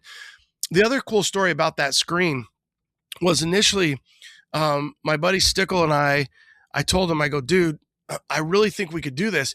The whole plan was to have that in the actual AC vent. So there was not going to be an AC vent there, and that was where we were going to put the single din initially. So then I have another truck out here. We pull the dash pad, and I'm like, there is so much room above the AC vent, and that meant that we got to keep the AC vent. That meant that we could not have to refinish the bezel for the AC vent and the dash, and then just manipulate and go right into the metal and above. And that's what we did. We have a bracket. I need to 3D print it. My son has it. And then we were going to offer that and show people how they could do it if they wanted to do it. You can do it with a stock dash. You can do it however you want to do it. It's not that hard. I think people would be pretty amazed at what it would take. And the bracket will make things easier. The other big thing that will make it a lot easier is if you have aftermarket AC, because one of the worst things with the square body truck is if you've never torn apart one, they have a humongous plastic defrost vent thing that goes up in the dash, and it's a very large plastic Y that goes up into your dash vents, and that just creates a little bit of a problem. You don't need that, and you could still do aftermarket because you just need the piping to connect. So you could still get rid of the big plastic piece, connect some flexible duct, come up with a Y, and then go up into your vents. Vintage Air does that, and that's what Vintage Air gets rid of so much of that other crap that 54 years ago they were making big plastic pieces, and the plastic piece that is your defrost it's humongous. It's a huge plastic piece that you do not need. And then Vintage Air just gives you two little pipes. You go right up, and that creates a lot of real estate right where that monitor goes. Now realize that's a single din with a double din screen. So it's not a double din, it's a single din. For the audience, a single is just a normal deck. Think about your Alpine pullout. That is a single din. A double din is your modern style screen that's, 8x8, 9x9, 6.5 by 9. However, that's more of your double din. Yeah. Question for you, just dying to know. So I looked for a full year at the setup that you built because I was going back and forth. And set up on motor or on? No, for the suspension, the chassis. Oh, yeah. And I have an immovable header in my garage. It's a steel beam the way our house is constructed, and we just moved here a year ago. So I cannot do what I wanted to do because I feel like you can fit a 37-inch tire on that off-road design 4-inch lift because it is so tall. And I was with a 35, I was going to have less than a 1/4 inch of clearance based on some measurements we did with a Hills truck that sold at Barrett like a year ago. So just like, could you have put 37s on that truck and it probably would have worked? I think the issue with the 37s is it's a great question. Is I've talked to Steven a lot because I have the 6-inch on the BigSky 25, the 4x4. And I have 37s on that, and 37s are just humongous. So the reason why I haven't driven the 76 Big Sky 25 is that I have a 6-inch, and I need a story of my life. I need another inch, and I need that in the front because I cannot. Now I'm running a 10-inch wheel. I'm not running a skinny wheel. I'm running a 10-inch wheel, 1610s. And those massive tires, they will rub that front fender. So instead of having a 6-inch shackle, I have 8-inch shackles to put in, and I want to see how much that's going to get me. And if that doesn't get me what I need for that front fender and my ability to turn, then I will do 1/4-inch spacer under the front leaf spring. And then I will go up to a half. I won't go over a half. So that's my plan. My plan is 8-inch shackle, see how it sits. Another thing that I might do is that still has the original body mounts, and I'm going to put new body mounts on it. So I just need to have a little bit more clearance on the front, and that would be the issue that you would have with 37s on the Bonanza. So with that, the 35s, they look great, and I believe it's starting to settle. So with those, whether you run a Devers or you run the ORD, which is the Alcorn, those are soft springs that are really meant to be cushiony, and they need to settle. And it takes probably 1,000 good miles of driving and letting those springs settle. And then you'll know exactly where you're at on your height and your clearance. And that was another thing why I wanted to throw those weights in there to really help that back. I told my buddies I need to get like 4 of them in the back, just jumping up and down, because I want that back to settle down. There's so much room in the back. It becomes the front and the steering that kind of adds to the mix on that. So I hope that makes sense, but that's really what it comes down to. I did talk to Steven even at SEMA, and he was like, dude, it's starting to settle. It looks perfect. The only thing that he said was, because it's the LT1 with the aluminum block, he goes, I might have under evaluated the front weight versus the back weight and when they design the springs, but it's starting to get right where it needs to be. If I could have shaken it down or shooken it down a little more, it might have looked. That was a big thing for me too at Barrett, was like the height. Is it too big? Is it too intimidating? So that was another part of it to kind of look at it and consider. I think it looks great the way it is. I do think that I don't know that I'll go 4 and 35 anymore. I think your perfect all-around driver is a 2.5 with the 33. And I was always, I wouldn't say raised that way, but grew up that way. A 2.5 is a 33, a 4 is a 35, and a 6 is a 37. That's how it always was. I think the difference is your rough country, your rancho, go down the list of lifts, especially as kids. Tough country, those lifts are a little less than the ORD. The ORD is almost like you can add another inch more, because the way Off-Road Design does their stuff, they are really building true off-road, take it out and kind of trash your vehicle. They really know or build their stuff to be used. Whereas in the mall cruiser coffee go-getter, it doesn't need to always be that high. So I think the cheaper aftermarket companies, again, the other lift companies, when you get a set of 2.5-inch springs or 4-inch springs, like if I switch those out with regular, I guess just run-of-the-mill springs, it would be lower. It would be at least an inch lower for sure, because they're not. First of all, you're not going to have 10 stacked springs. So I'd have to look at how many, but it's like 10 stacks, and that's why they're so cushiony. Whereas a rough country is probably 5 to 6 stacks.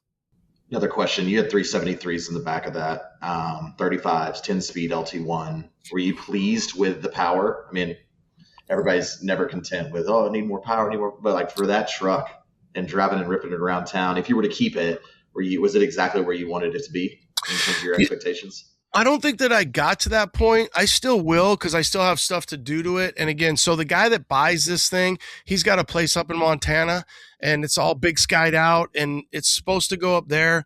I know the guy, so we'll see what happens with it.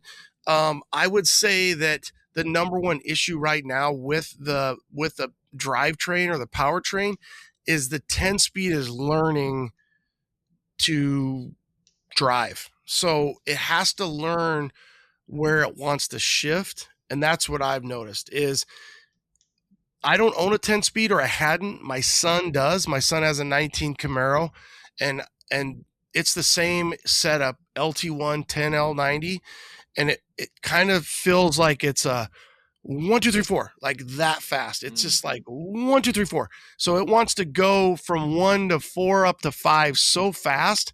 And that's the big thing with the 10L90 is going so fast and then getting in there. I could tell you at 70 to 75, maybe 72 miles an hour, I felt like I was right around 1800 RPM. And when we put it all together, I talked to No Coast Ray over at No Coast, who did the differentials. And then I talked to Justin at Spare Tech, and we broke it all down, and they make the tune based upon your gearing, your tire, your height, and what you're running. So he makes that tune based upon knowing what LT1, 10L90, Atlas, and the 373s. So it should be right where it is. The only other thing I would say to that is putting 500, maybe 1,000 miles on it, and then taking it, and you could have another tune run on it and see how it does and see if anything needs to be changed. But for the 250 miles or almost 300 that it had on it when it went to Barrett, I felt like it was cruising just right, and it was learning as well. Yeah. Do you have any concept of the hours of labor, just in terms of like total hours? If you were just to spitball the truck, have you put it to paper? No, I haven't, because I had so much time wrapped up in it. And then once you get the finish line, I still have stuff to clean up, and it's been 2 months, and it's just like, so now you're getting caught up on regular life.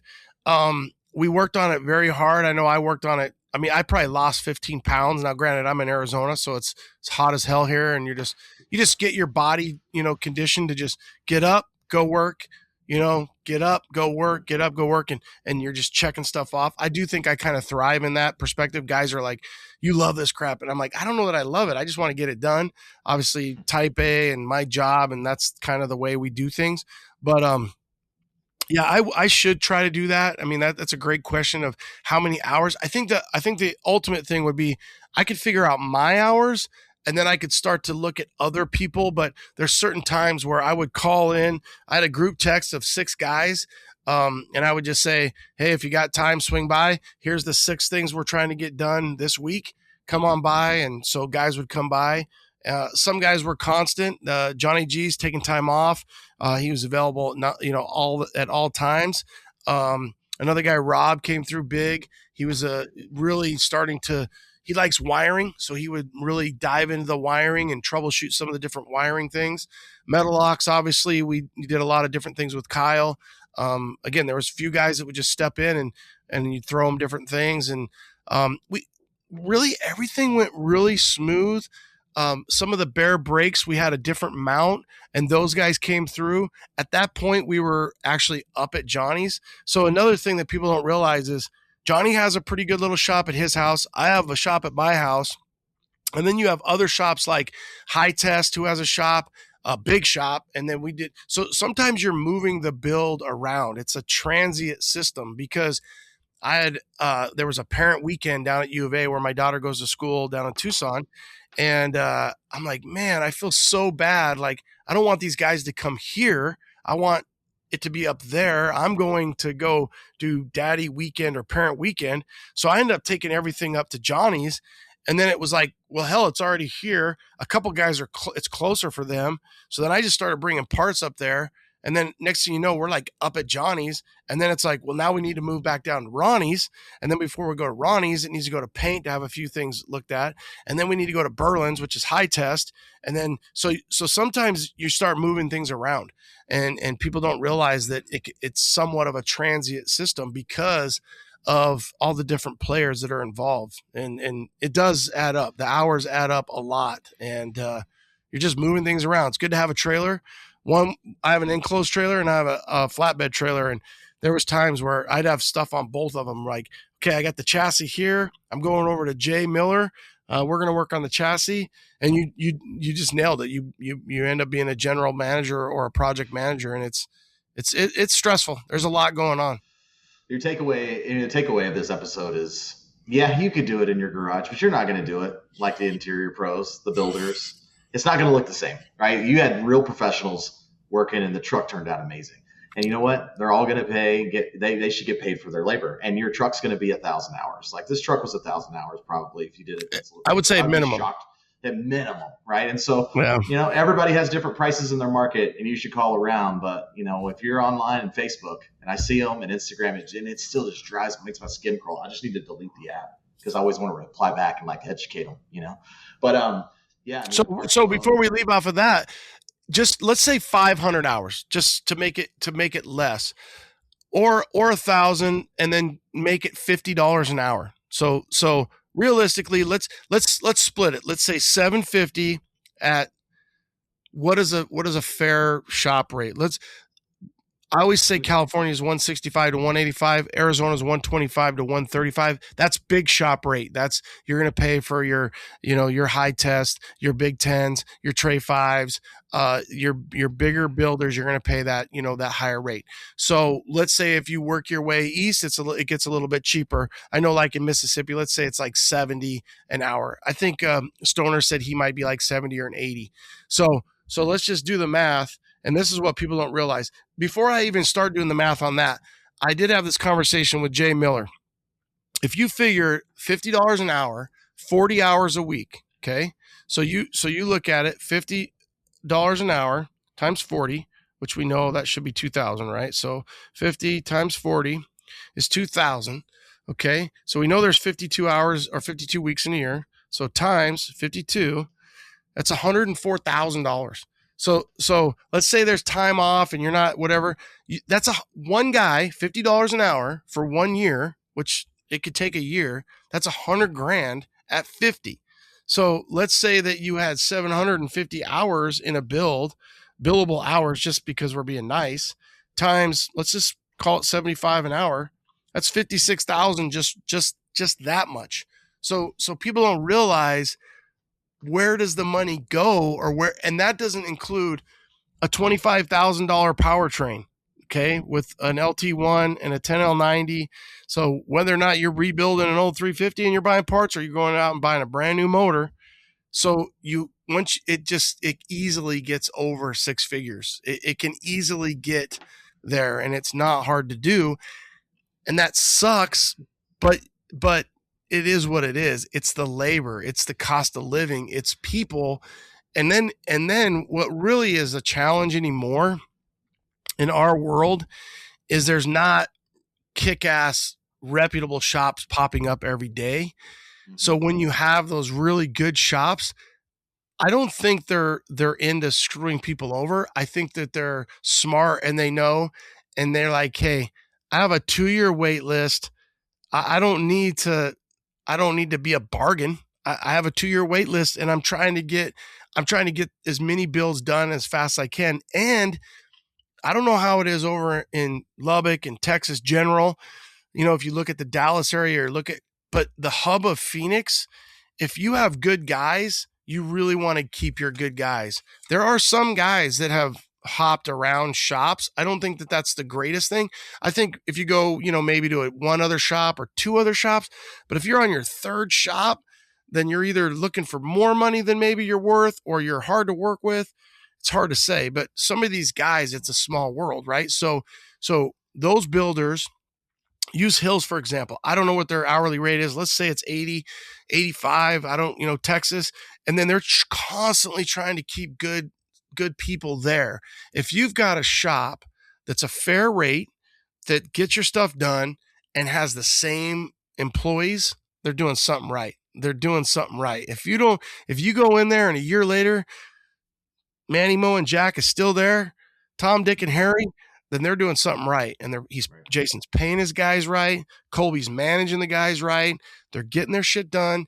And there's something to be said for that. And I think that's a big part of it. And I think that it's a big risk. I don't think it's just what you think. Now, that's what's so unique about our world. We can find an old truck and you can go home, general audience, you can go home, you can buy every part aftermarket, you can learn to weld, you can have fun with it, and you can build the whole thing yourself over the next 5 years. And if you want to do that, and you even want to paint it yourself, or you don't want to paint it, and it's original paint, but it's just got trashed rockers and some floorboards, and you can kind of prime it and you can kind of touch it up a little bit, or even just run carpet over it, and you're going to have little primer spots or something. That's fine. You can still enjoy your truck for 10, 20 grand. You don't have to be 6 figures, but just know that it's the parts and the labor that end up costing you the money. And if you want to do it yourself, that's what's so cool about old classic trucks, especially GM Chevy.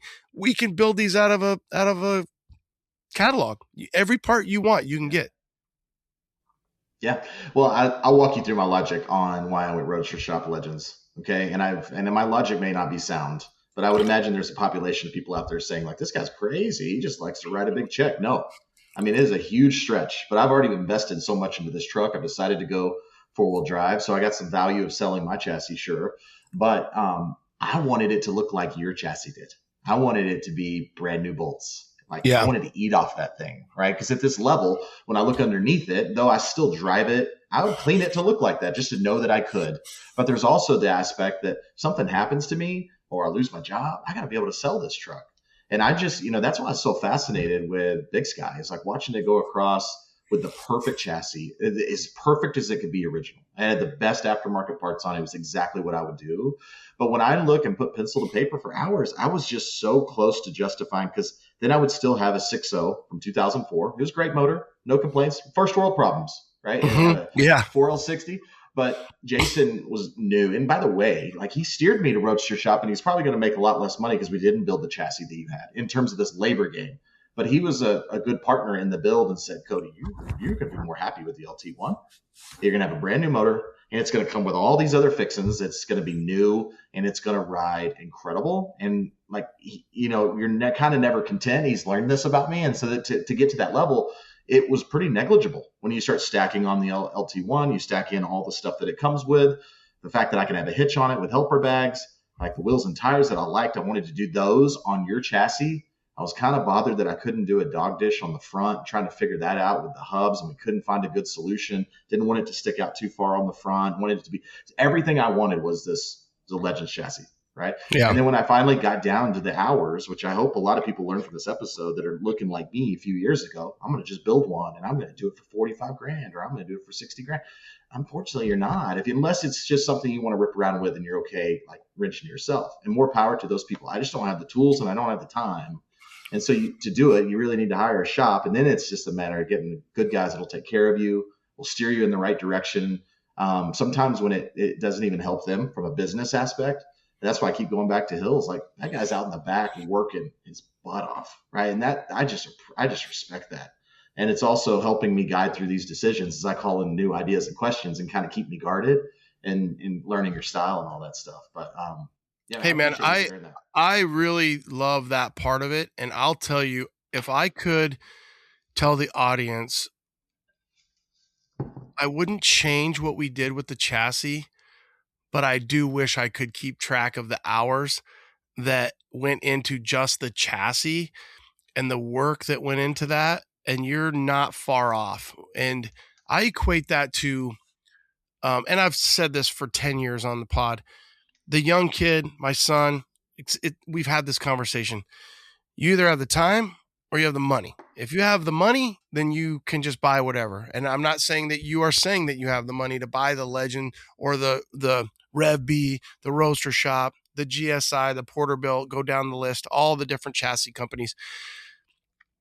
But there was a lot of labor that went into my stock chassis. And when you factor that in and you look at how much labor that I did, and I had that conversation with a lot of people because I have somehow I've acquired a bunch of stock chassis, whether they're first gen Blazers, second gen Blazers, trucks. I have 2 short bed square body 4x4 chassis because I want to swap over. One is a short bed and one is a long bed square body. And one's a 2-wheel drive short bed and one is a 2-wheel drive long bed. And I'm going to convert them over and I'm going to do the 33s and I'm going to do the 2.5 and I'm going to build the chassis. So I've acquired a lot of chassis, but there's a lot of labor that goes into that. And when you factor that in and you put that into that recipe, like we talked about, and you put it in the blender and you're like, I can buy this aftermarket chassis for this much. And I know it's the initial sticker shock of, let's just call it $15,000.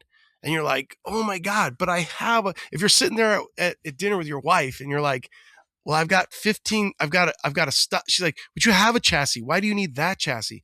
Okay, to make that chassis look like that chassis and perform like that chassis, I'm going to need $6,000, $7,000, $8,000 of off-road design parts. I'm going to blow apart the chassis. It's going to take me X amount of time. I got to get it blasted. Then I got to bring it back. I got to get all new hardware. I got to put it all together. I got to kind of re-engineer it. I got to tack weld this, fix this hole, put the gas tank here. It's probably not.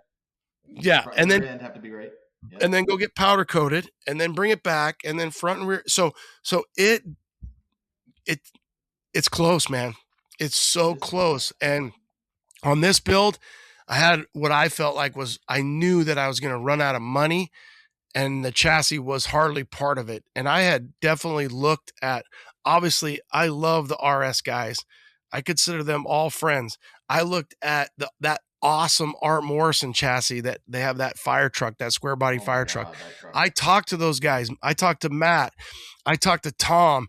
And I'm like, dude, I love this truck. And I did some pod, and I did some different stuff with Tom out at Dino's, and they're all great guys, and they build amazing product.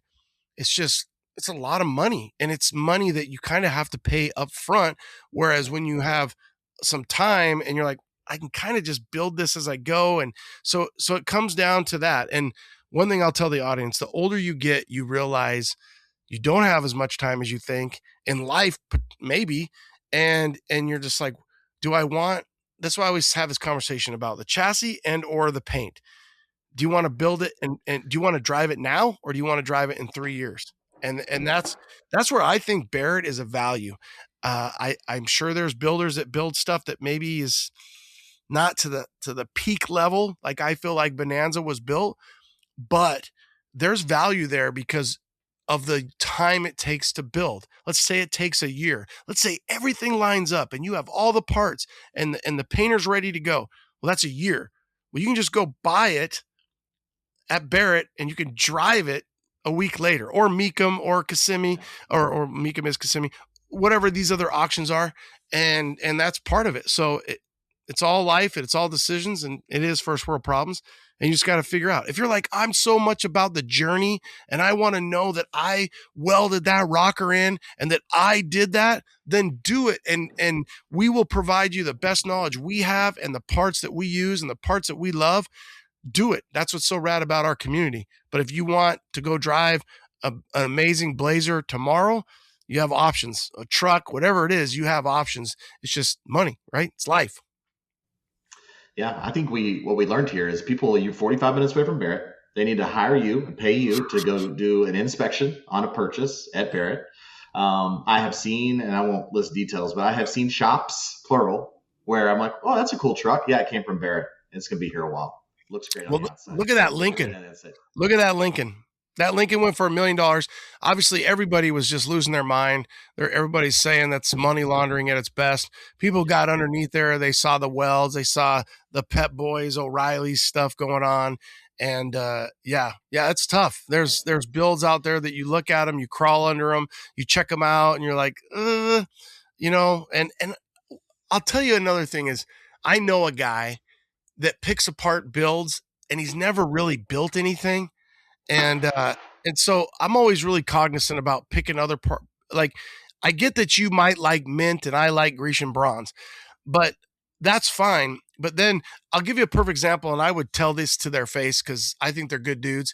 But there's a truck, a company here, and they had a really awesome Ford at Barrett that went on Friday night. And if I had the money, if my Blazer would have sold on Thursday night, I might have bought this Ford on Friday night. I liked it that much. And it was my colors. It was the burnt orange with the earthy tones.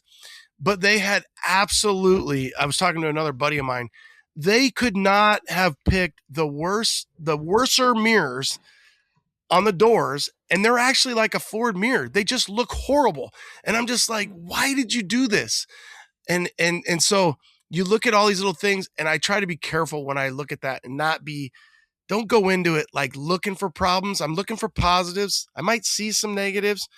But yeah, that's why people who have money, they want to build it their way. They might want my Blazer. They just might want a different color. I actually had one guy tell me he wants it and he loves the color. He loves the wood grain. He just wants it, and he's going to put it on a tool. He wants to put on a two-wheel drive chassis. He wants to make Bonanza a two-wheel drive.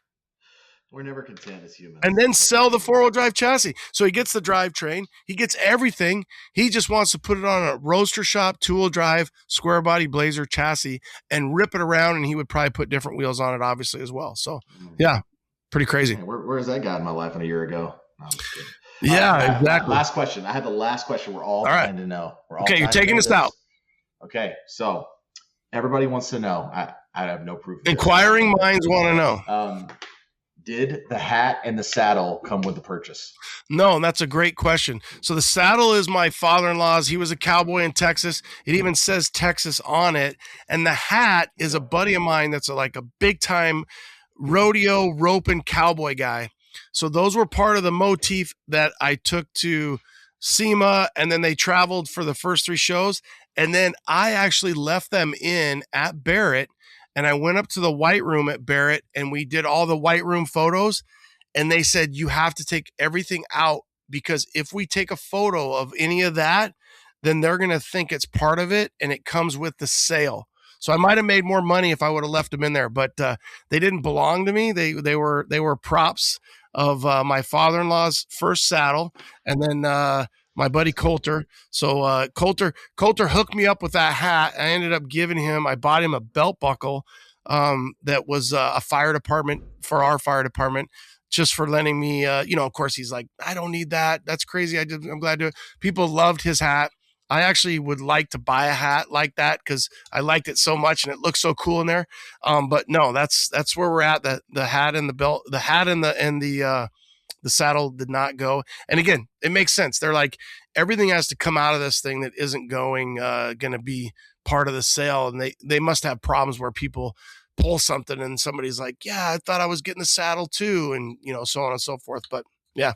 That's great, man. Listen, I'll just say this as I'm just a listener of your show. I own this Jimmy, and I'm still meeting great people in this scene. And that's the truth of this, is like all these people I've met have been so cool and making friends.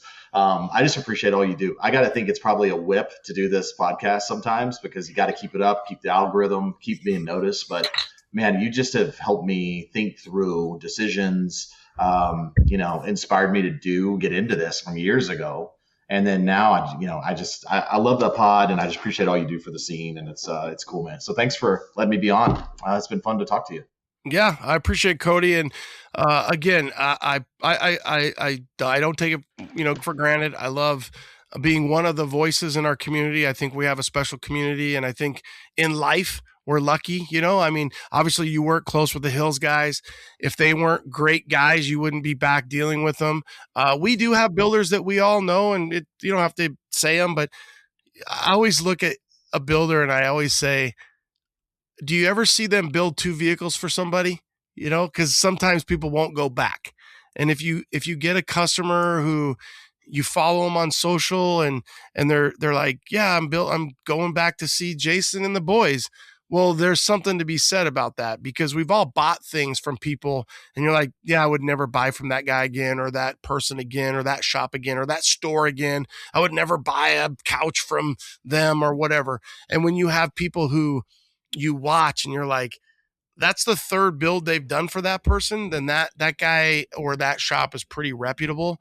And I just think we're really lucky in our community and our scene. And, when we're all long gone and nobody cares about old trucks, they'll look back and they'll be like, God, these guys were, they were crazy. They love these old trucks so much, or, no different than a Corvette or a 32 Ford or whatever it is. And we're kind of blessed from that perspective. And the older you and I get, we can't slow that down, is this world is just, I don't know, man. I feel bad for our kids. I don't want to get on a negative soapbox of things, but when you can find a few awesome things, it's pretty cool to pull from that. And we see young people and even older people that get into, I always just, I have a good relationship with her, but Barbary, she's got her Suburban and she's learning how to weld and she's doing it.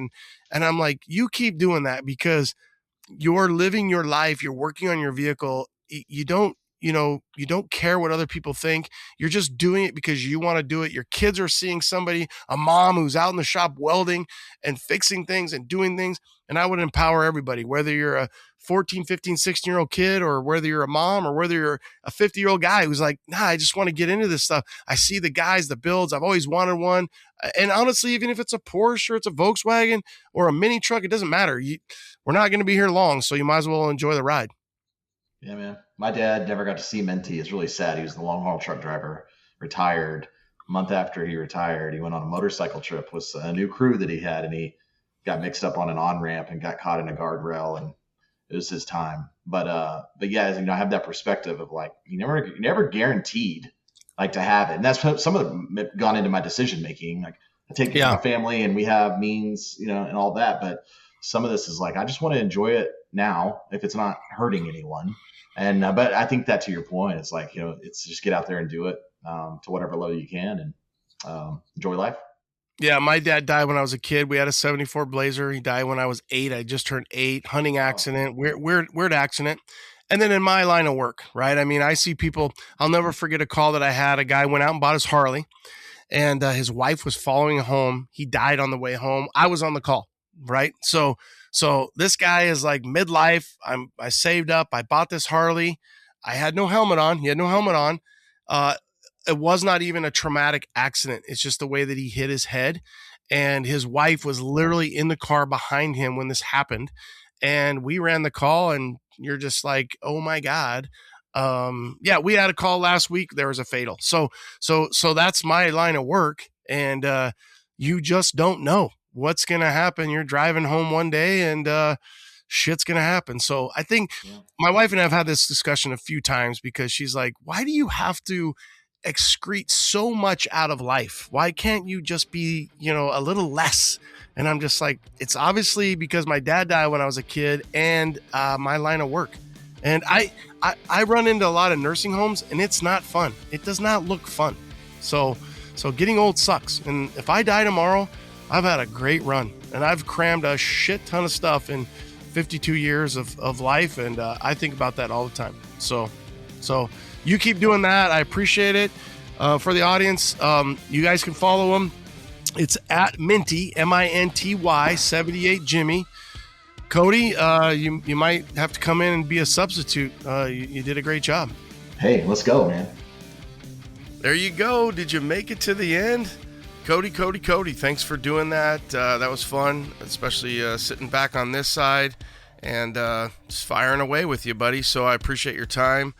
Look forward to seeing Minty when it gets done with the new chassis and all the new bells and whistles. So for you guys out there, again, we appreciate you listening. And if you got any questions, topics, ideas, anything like that, you can send me a DM at C10 Talk, or pretty easy just to hit me up, Ronnie at Truck Talk Media, RONNIE at Truck Talk Media. All right, guys, have a great week. Late.